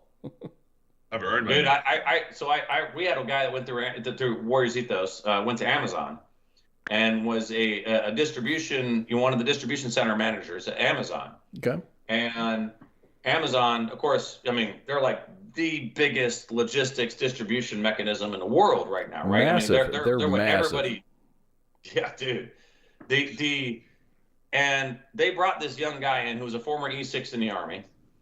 And they said, hey, look, and for intents of the conversation, we'll call him Bob, right? Hey, Bob, how can we make more Bobs? Because you're a stud. You have a bachelor's degree and 6 years in the military, and you were a log guy in the military. How can we make more Bobs? And he goes, wait, hold on. I only got a bachelor's degree because you guys made me to apply for the job. I could have done this job long before I got my bachelor's degree. And oh, by the way, I got lots of other guys that could run circles around the people that you have bachelor's degrees that are here. And it caused Amazon to kind of go, oh shit. Give me their names. Maybe we need to relook our hiring criteria, right? And I don't know if they fully did it or not. I hope they did. But that's the kind of conversation that we need to have with these national HR shops, and that go, hey, look, a degree is important, but so is experience. So is functional experience, right? And HR shops need to be able to say, hey, look, do you have a bachelor's degree or 6 years of military service? Do you have a master's degree or 10 years of military service? And just right? because you see those requirements online doesn't mean that you're limited to that. Hey, apply for that job. Go and get it. Be your own advocate. I've never had enough experience for any job outside the military. So Neither that's have I. just a fact. Ever. I got over 500 employees, to include guys for like MIT grads and Ivy League grads, and I'm a high school dropout. So look, never let anything be beneath you. Agreed. If you want to make it, you'll make it work. You know what? The answer is always no if you don't ask. 100%. I mean, as an old sniper, they always say the only shot you're guaranteed to miss is the one you don't take. Right. Guys, you've been a blessing for WTF Nation Radio. Thank you both for being here. And I really would like to catch up with you. And a lot of our listeners are just going, they're with the comments are awesome. And they're talking, I think society takes a lot of things for granted, and that's what we've lost. Mentorship needs to come back. Yeah. Hey, but let's take responsibility too. In our military family and military community. I think we have an opportunity to help our nation heal and reconnect. I think we've proven that it's possible to come from many different backgrounds, to pray to different gods, to have different sexual preferences and have different educational backgrounds, and still be effective as one unit. And not just be effective, but come to learn and love each other and our differences and be a team. We are experts at that. And that, to me, there's a big thing called diversity and inclusion. That's really big in a lot of corporate companies. I would hope all of them. We are experts at that. And if we can just remember that in our experiences and teach, mentor, coach, and be a part of our communities, civilian communities, and bring that mindset back, my gosh, we can do so much good in healing our country and then getting it back on track with the way we perceive patriotism. And that's what's great about the country. That is what's great about us, because we will overcome anything because we always coalesce together and then rise up. Yeah. So, I would say, before you wrap up, the one thing I guess I want to say is to the veterans out there, right? All those of you who have served, especially those of you who have served in the last 20 years, you know, we spent a lot of time. I got, you know, 40 something months in combat myself. You know, Flo was combat injured. It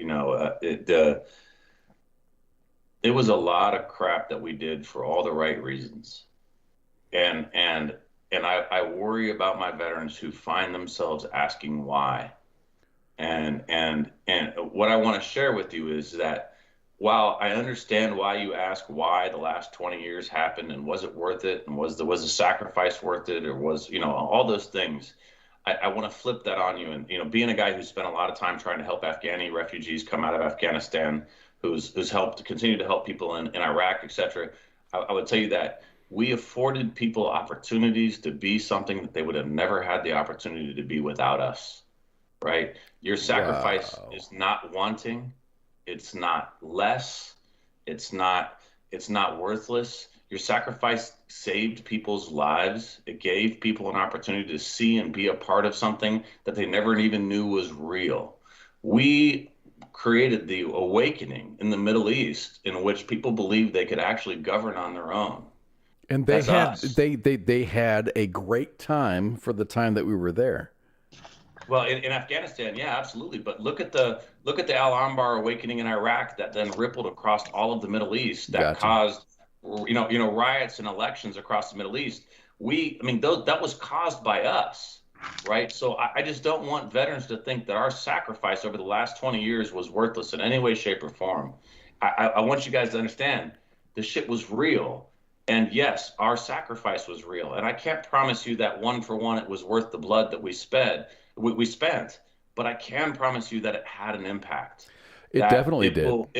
It causes a ripple in time that I believe the historians will talk about, and it will be a way in which we've changed the future path of the world. And I appreciate every one of you guys, and I'm glad to be a part of what you guys are. Wow. Can I change the conversation? This is a great conversation, but I wanted to talk about, and I wanted to bring this into the fold about Alan Cash and bring him in. Yeah. I would be like completely offsides if I didn't. You 100%. Jared, you kind of executed the like a meetup dinner with the Cash family before the center. Well, let me give you a little history. So Plumlee, who also received the Medal of Honor at the exact same time. Yes. He no shit himself has donated to Warriors Ethos in the past as a Silver Star recipient, as Special Forces NCO, as a guy who cares about what happens to his brothers and sisters in service, right? So I mean, I already had a relationship with the guy. In fact, Michelle Melgar, who is the Gold Star spouse of the Army Special Forces NCO, who died in Africa, unfortunately on a green-on-green incident, had introduced me to him a long time ago. You know, she's another great patriot who still beats the drum for service members, even though she has every reason in which to be bitter. But, you know, just great people upon great people. And then all of a sudden, I get this phone call on Monday from yours truly here, Florent Grover. Flo, you want to talk about how this came to be? Yeah. I was talking to Pat Payne. He's another recipient, and he's like, hey man, so, you know, three guys are getting the medal on Thursday, and there's no reception set up for them and so these nonprofit, I think the Green Beret Foundation took care of Plumlee, and then another organization, I forget their name, and that pisses me off a little bit, took care of the second guy, and then third guy, they're like, yeah, Cash. Was it Rangers Lead the Way, or one of the Ranger organizations, I think, stepped in? I think so, yes, I believe so, and I apologize for not remembering. And then Cash, they're like, yeah, can you help? And so I was taken back by the fact that, you know, I had a massive reception when I get the medal. And yeah, I get it, it's COVID time, but, you know, I know that every guy before me had a pretty big reception. And so I immediately said, yes, let me figure it out. And the first person I called was Jared, because I knew that if I put it on his shoulders, he would figure it out. And obviously, Warriors Ethos. I'm glad you guys have this relationship. Really, I am. Yeah. And so in what, 20 minutes, 30 minutes, it went from Cash's family not having a reception and trying to, and the unit, Third ID, trying to figure out like, what the heck do we do? Because by the way, they were all notified that the medal was going to happen last week, like last Wednesday or Thursday. So it's sort of a week turnaround to get everything settled, guest list, travel, all that stuff, right? It was just happening out of nowhere. And so in less than 30 minutes, an hour, Jared committed. Well, he committed immediately, but he had, he found the resources and the people that wanted to support and was in contact with Third ID and setting everything up. Yeah, I mean, so I think, so I got thrown at this on Monday when Flo called me. And one of the first phone calls I made was to a good friend of mine, a former Third ID commander, actually. And I don't want to say who he is necessarily, but I said, hey, am I walking into a lightning rod on this? Is there a reason why this guy isn't being supported? And he said, what are you talking about? No, he's like, this guy's a freaking hero. He absolutely needs to be supported. He's like, I really honestly think what happened was the White House, for whatever reason, made a decision at the very last minute, gave them very little time, if any, to prepare whatsoever. And just there wasn't anybody that had the ability or flexibility to respond fast enough, right? And I think that's evidenced by, I believe you guys helped them raise money for the transportation for the family to come out. Isn't that right? We did try with oh my gosh, I can't remember what the company was, but yes, we pushed it hard. Yeah, to get the family and there. So with Flo, of course, with Warriors Ethos, luckily I run Warriors Ethos, so I have the flexibility to commit it to organizations like things like that. But ironically, because that's not in keeping with what Warriors Ethos's mission is, which is transition, right? I kind of said, hey, look, I'll donate the money myself, and let me go find some couple of the guys. I made a couple phone calls, and before you knew it, I had more money than I needed to be able to support the dinner, for them. People who are willing to donate the money specifically to help Alwyn's family, and to get the family there. Yeah. Oh, yeah. Well, and it's like, so I called actually one of the greatest restaurant owners out here in Northern Virginia and DC areas is the Great American Restaurants. They own, Jackson's. They own, all kinds of great places, and out here. They have like 9 or 10 different restaurants. And I call the owner and I'm like, hey, can you hook me up? I'm not asking you for anything. I just need a venue. Can you give me a venue? And he's like, yeah, I got a place right in Arlington. I'll give you the venue. To be honest, they ate the whole bill for the family and he said, our honor to be a part of something like Alwyn Cash's family receiving the medal. And, and for us, I think everybody I talked to, Alwyn Cash is the first African-American recipient of the Medal of Honor since Vietnam. I'm a little frustrated with the fact that maybe the administration or maybe we collectively missed the opportunity to tout how important that is and how big of a deal that is. But man, I'm freaking glad I was able to be a part of it. And I'm glad that my team was able to be a part of it. We were able to respond, and we spent time with his sister, his sister is a monster who has advocated since the day he was injured for the fact that he should receive the Medal of Honor. For Lieutenant General Gary Brito, who was a battalion commander at the time, ironically, he was one of my old Raiders. No idea that these things came together, right? I've known him for years and years and years. Fought for this. So many other people, civilians, to include civilians, who fought for him to get the Medal of Honor. To see that come together and manifest and see him be recognized for the heroism that was clearly, if you guys haven't read his Medal of Honor write-up yet, dude, it made me cry. Dude, that guy, so I got to spend, Thursday night drinking with former 115 guys and his family members, and they were telling me stories from whether it was his cousins talking about them going out hunting and fishing together, and how he would always break down the spider webs for his cousin who was terrified of spiders, to his service members, that he served with, talking about how he stormed into the back of the troop door of a Bradley and dragged him out while he was literally on burning, fire. While he was literally burning. or in talking about in combat, guys, on the ground making, maneuvering from point to point, and here comes Alwyn Cassius Bradley crashing through freaking trees and and buildings to protect his guys. I mean, this was who this guy was. It wasn't one time that he was who he was. He was that way all the time. This guy was a freaking hero. Even when he was recovering, he's like wanting to know how his guys were. Absolutely. The guy was through and through a freaking hero. He was the salt of what we want to be as Americans. I hope, guys like Flo and guys like Owen and guys like, these other guys, man, I want to believe, I fantasize that I could be what they are. But they are the real deal. And I appreciate the fact that he was recognized. Flo, brother, I love you. Same thing for you. And so many other recipients who have just done such amazing things for our country. Yeah, and I think one thing I heard about from his sister is that she didn't want him to be recognized because he was an African American. She wanted him to be recognized because he's a warrior, and that he was out there and he served with honor and courage, and he put his life on the line over and over again. And the fact that he is the first African American since Vietnam, which is ridiculous, to the extent, but whatever, is another one of those like incredible part of the story.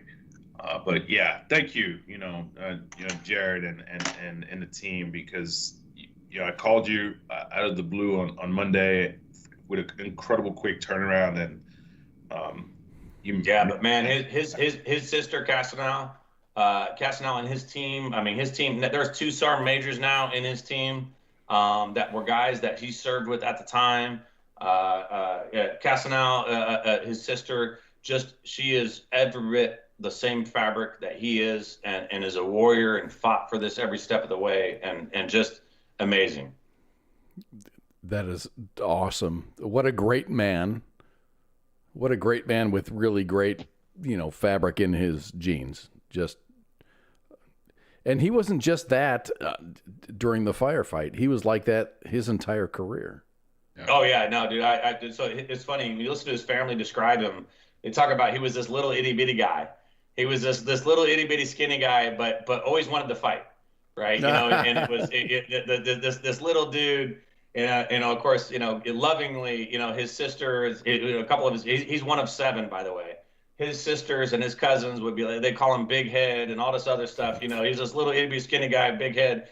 But, they would talk stories about how he would come storming in to protect one of them. Or he would lead one of his cousins, and, they would go out hunting with 22s in Florida, in Central Florida. And he would go and break down all the spider webs and clear the way so that his cousin could come with them and come hunting, because she was afraid of spiders, right? Or spiders suck. Yeah, dude. There was not a story about this guy, whether it was from his brothers in arms or from his family who grew up with him, that was not about that.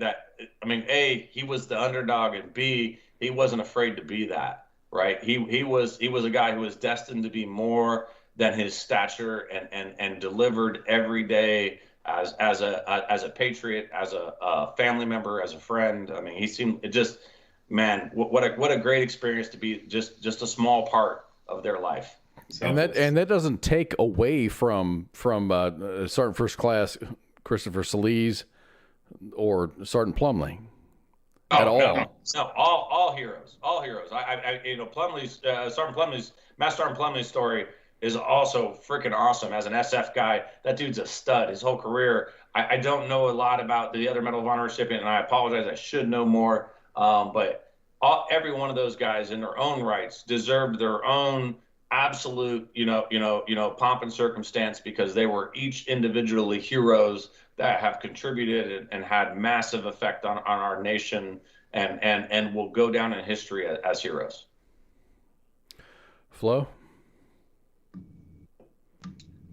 I couldn't have said it better. I'm just honored and blessed that I'm ever associated in that society.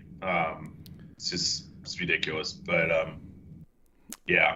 So there's not to put you on the spot, bro, but I know this is hard for you, right? so many Medal of Honor recipients who don't get to survive receiving the medal. The burden that you have for being a surviving member that carries the medal, you often talk about that you don't carry it for yourself. I mean, can you kind of talk to that a little bit? Yeah, I mean, that's the mindset, right? When you join the military, you join a team. Everything that we do is together. And so, you never want to be singled out, specifically during an action that happened with your team. It's not a PT award, right? It's something, that changed our lives. And most importantly, in my story, I have the medal right here, actually. So right here, you probably see it. And this is for Commander Sergeant Griffin, Major Gray, Major Kennedy, and Reggae. They didn't come home. It's the worst day of my life, but heck, it's nowhere comparable to what their families have to live with every single day now, since that moment, since August 8th, 2012. And so, yeah, I remember being on that stage and just like Earl was, and being there and thinking like, man, this is uncomfortable. You feel like a fraud. And you feel like you don't deserve it. And you don't want to be there because you have your teammates to your left and your family's in front of you and your friends to the right and a bunch of leadership right there. And you're thinking like, man, what the heck? And then you realize later on that it's not about you. It should never be about you. It's about the team. It's about those men or women that didn't come home. It's about their families. And so you're a courier. And I believe that a lot of the Medal of Honor recipients feel the same way, based upon my conversation with them. And so it's a platform to represent, and it's just a different way to serve. And it's also an opportunity to do some good. And so with that, it gives you the strength and the mindset and the mission to drive on and wear it with honor. But it doesn't belong to us. And so close out, that topic, Clint Romachet, who was at Keating attack in 2009, and myself followed Sal Junta's action, and we returned our medals, our original medals from the president, to our units.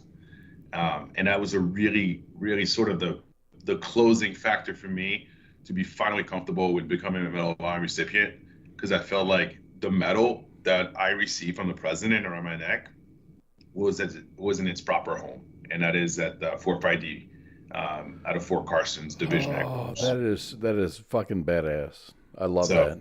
This is the backup. We call it. By the way, Flo, I told Casanal, Al's, sister, that exact story. That's what you guys chose to do with the original medal, and she actually said she would consider doing that with Third ID as well. Yeah, it's just you're part of the team, right? And there are going to be many, many more who are going to walk through those halls, and they're going to there's something to be proud of. Like, this is what our team did, and I'm damn proud of Fort ID. I think Fort ID has done some incredible things across history, leading all the way back to D-Day, right? And so it's fascinating to be part of that family, and that's where it belongs. And I'm just, that was a good closing chapter in terms of my mental state and understanding of what the medal was to me. So yeah, it's not about you, it's about the team. That's 100%. That's beautiful. That is really beautiful. Okay.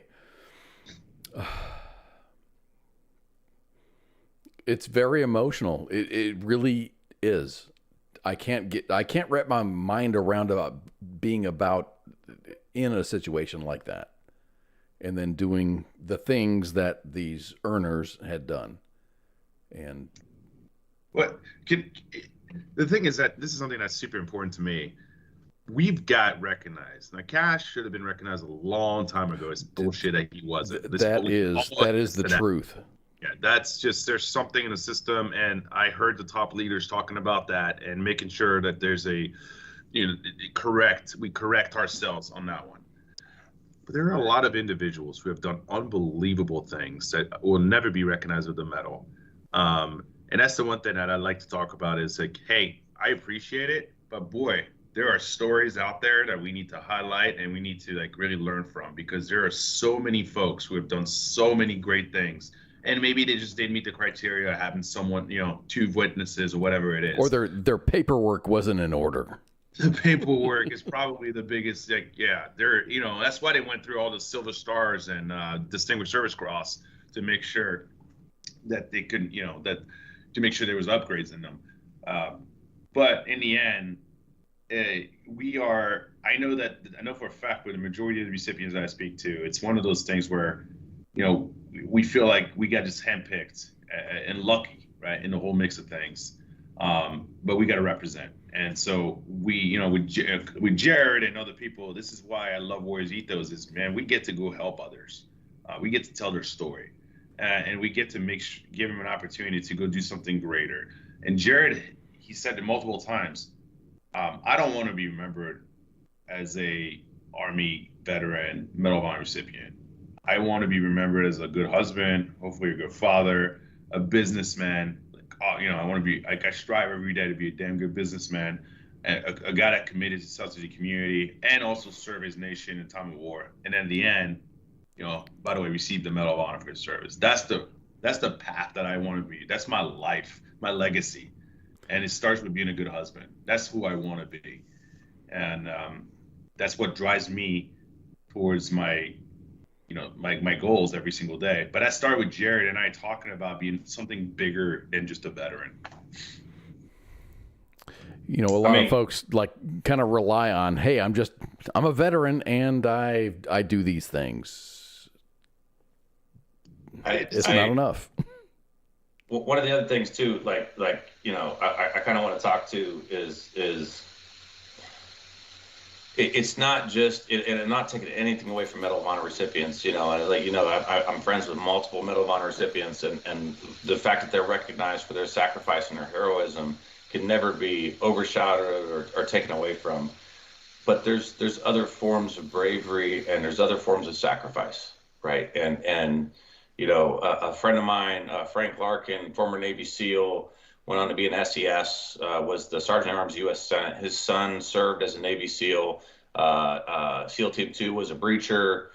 All of a sudden his behavior begins to change and he gets himself into some trouble and gets discharged out of the Navy. Luckily only to the influence of his father, he wasn't dishonorably discharged out of the Navy, and that pain of sacrifice and loss for him was so much that he ended up committing suicide, right? And Brian Larkin killed himself.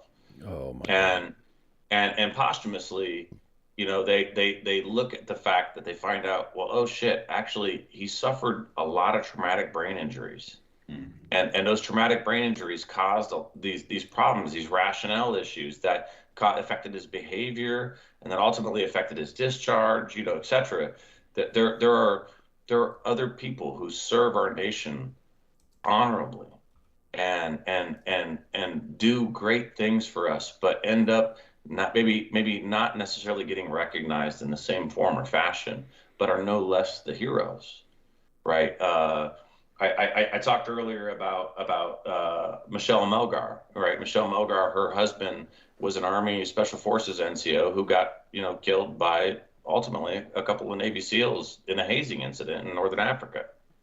He was no less a hero or a service member in our military, right? And deserves nothing less than the same recognition as our country. That is true. That is true. And getting back, let's get out of let's do the less romantic, the less dramatic. What about people who just served 20 plus years in the military, 2, 3, 4 combat tours?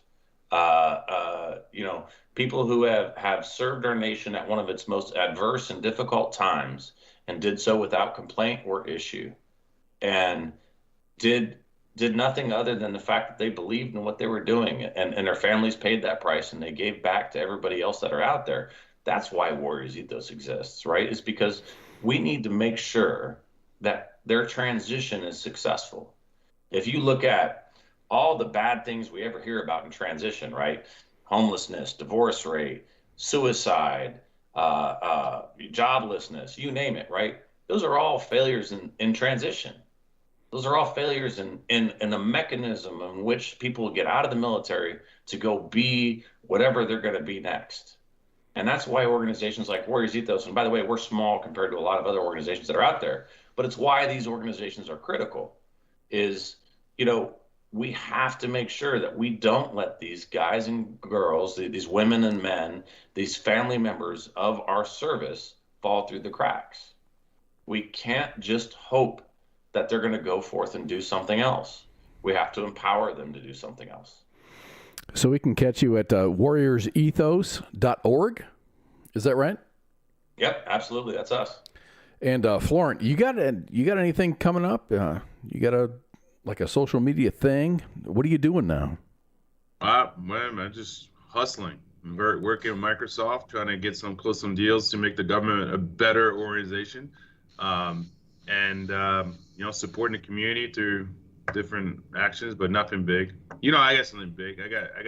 I'm closing my house next week, and I can't wait to get my house and spend Christmas with my wife.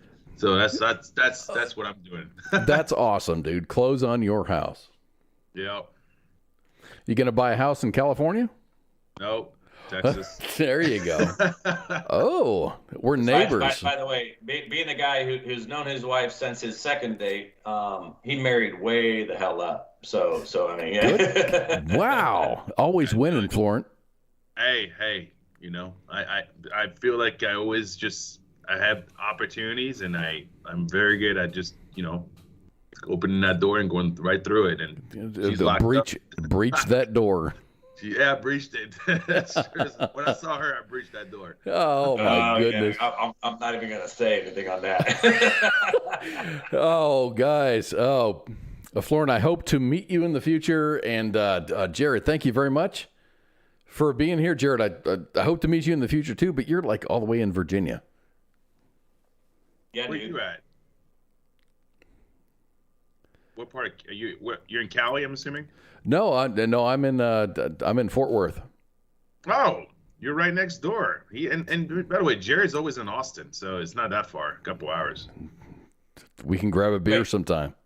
Yeah. Oh, wait, you're in Texas or in Florida? I'm in Texas. I'm in. Okay, yeah, dude. I mean, one of my two companies is majority in Austin, Texas. Man, we can all just go hang out. Outstanding. I'm looking forward to that. We'll make it happen. Do it. All right, guys. Thank you very much. Florent Groberg, Medal of Honor recipient, and Jared Shepard, the HMFIC of Warriors Ethos. Thank you very much for joining us. Thank you. Thanks for having us, man. Absolutely. All right, guys. All right, guys. Catch you later. Talk to you later. Okay, everybody, this is Kaz coming back just to tell you that we've got shows 4 nights a week. And if Pookie wants to join back in, you're going to be more than... We're good, right? Who's this? It's Flo. I don't know. I thought I heard you start talking again. I was like, I just got out quick, and I was like, I'm coming back. No, I'm going to talk to Tuke. I'm going to talk to Pookie. We're gonna close out, Flo. Thank you, sir. All right. See you later. Out. Oh, let me fucking pull this thing up, and I have no idea how the video is working here, and I'm gonna get the. We gotta figure that out. That was so much fun. That's so much fun. All right, we're gonna close this out, and we're gonna say we have a couple of shows during the week. On Monday, you're gonna hear the Monday edition with Ice and Mom. On Tuesdays, Pop Culture Warrior. Wednesdays, a Donza. And I just want to say jab, jab, jab because Spanky doesn't like it. Thursday is Sergeant's Time. Sergeant's Time. Come on. Friday is us. Friday is us. Friday is us. And I've got no video, so this is great. I just want to thank Florent Groberg. Oh my gosh. I was like, deer in the headlights. And Jared, you're awesome. Jared Shepard, Warriors Ethos. Go and check them out. warriorsethos.org. Orgy. So thank you all for being here. That was a good interview. I'm glad we had that. That was awesome. Hey, Pookie, you got any parting words for our lovely audience?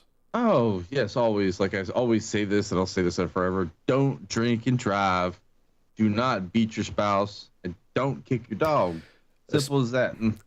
Especially all of them. Just don't do it. It's bad. Yeah. It's bad. You're going to find yourself in a nasty place.